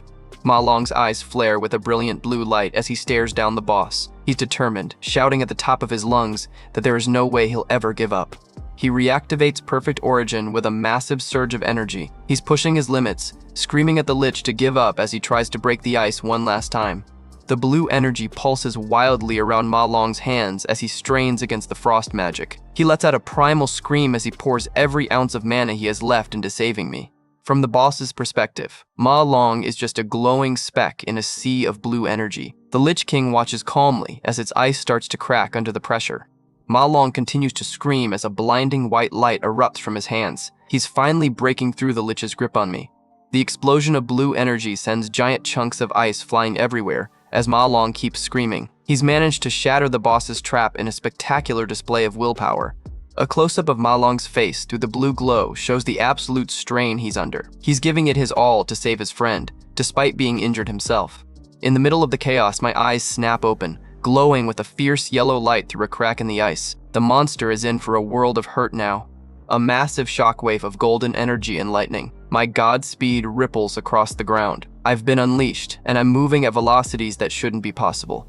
The Lich King actually looks surprised for the first time, its hollow eyes widening at the speed of my counterattack. It didn't think the deadweight teammate could actually pull off a rescue.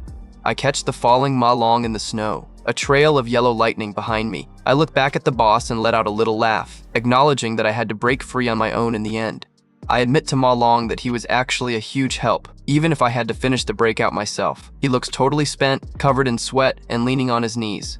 My eyes are glowing red as I ask my teammate if his injuries are going to be okay. I play it cool, saying my own bleeding leg is nothing serious. The ground begins to rumble as the boss prepares another massive attack. It's a C-rank monster lord, the Frostbound Lich King. We can't let it freeze us again. I'm incredibly focused as the rumbling intensifies, while Ma Long is still recovering from the shock of the boss's power. High above us, the Lich King prepares its ultimate spell, Cloud Mage Gigafrost Nova. A massive ball of jagged ice and freezing energy forms, ready to crush us both.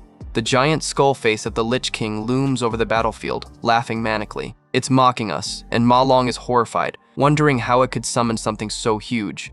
Ma Long is screaming in terror as the ice nova descends, knowing there's no way for us to dodge an attack of this scale. The blue light reflects off his glasses as he braces for the end. A massive rumble fills the air as the Gigafrost Nova makes impact, a giant dome of blue energy swallowing everything in sight. The ground is literally exploding from the cold. A blinding white light fills the screen as the explosion peaks. This is a total area of effect wipeout that should have ended the exam right then and there. The Lich King floats high in the air, cackling at its supposed victory. It's looking down at the frozen wasteland it just created, convinced it's won.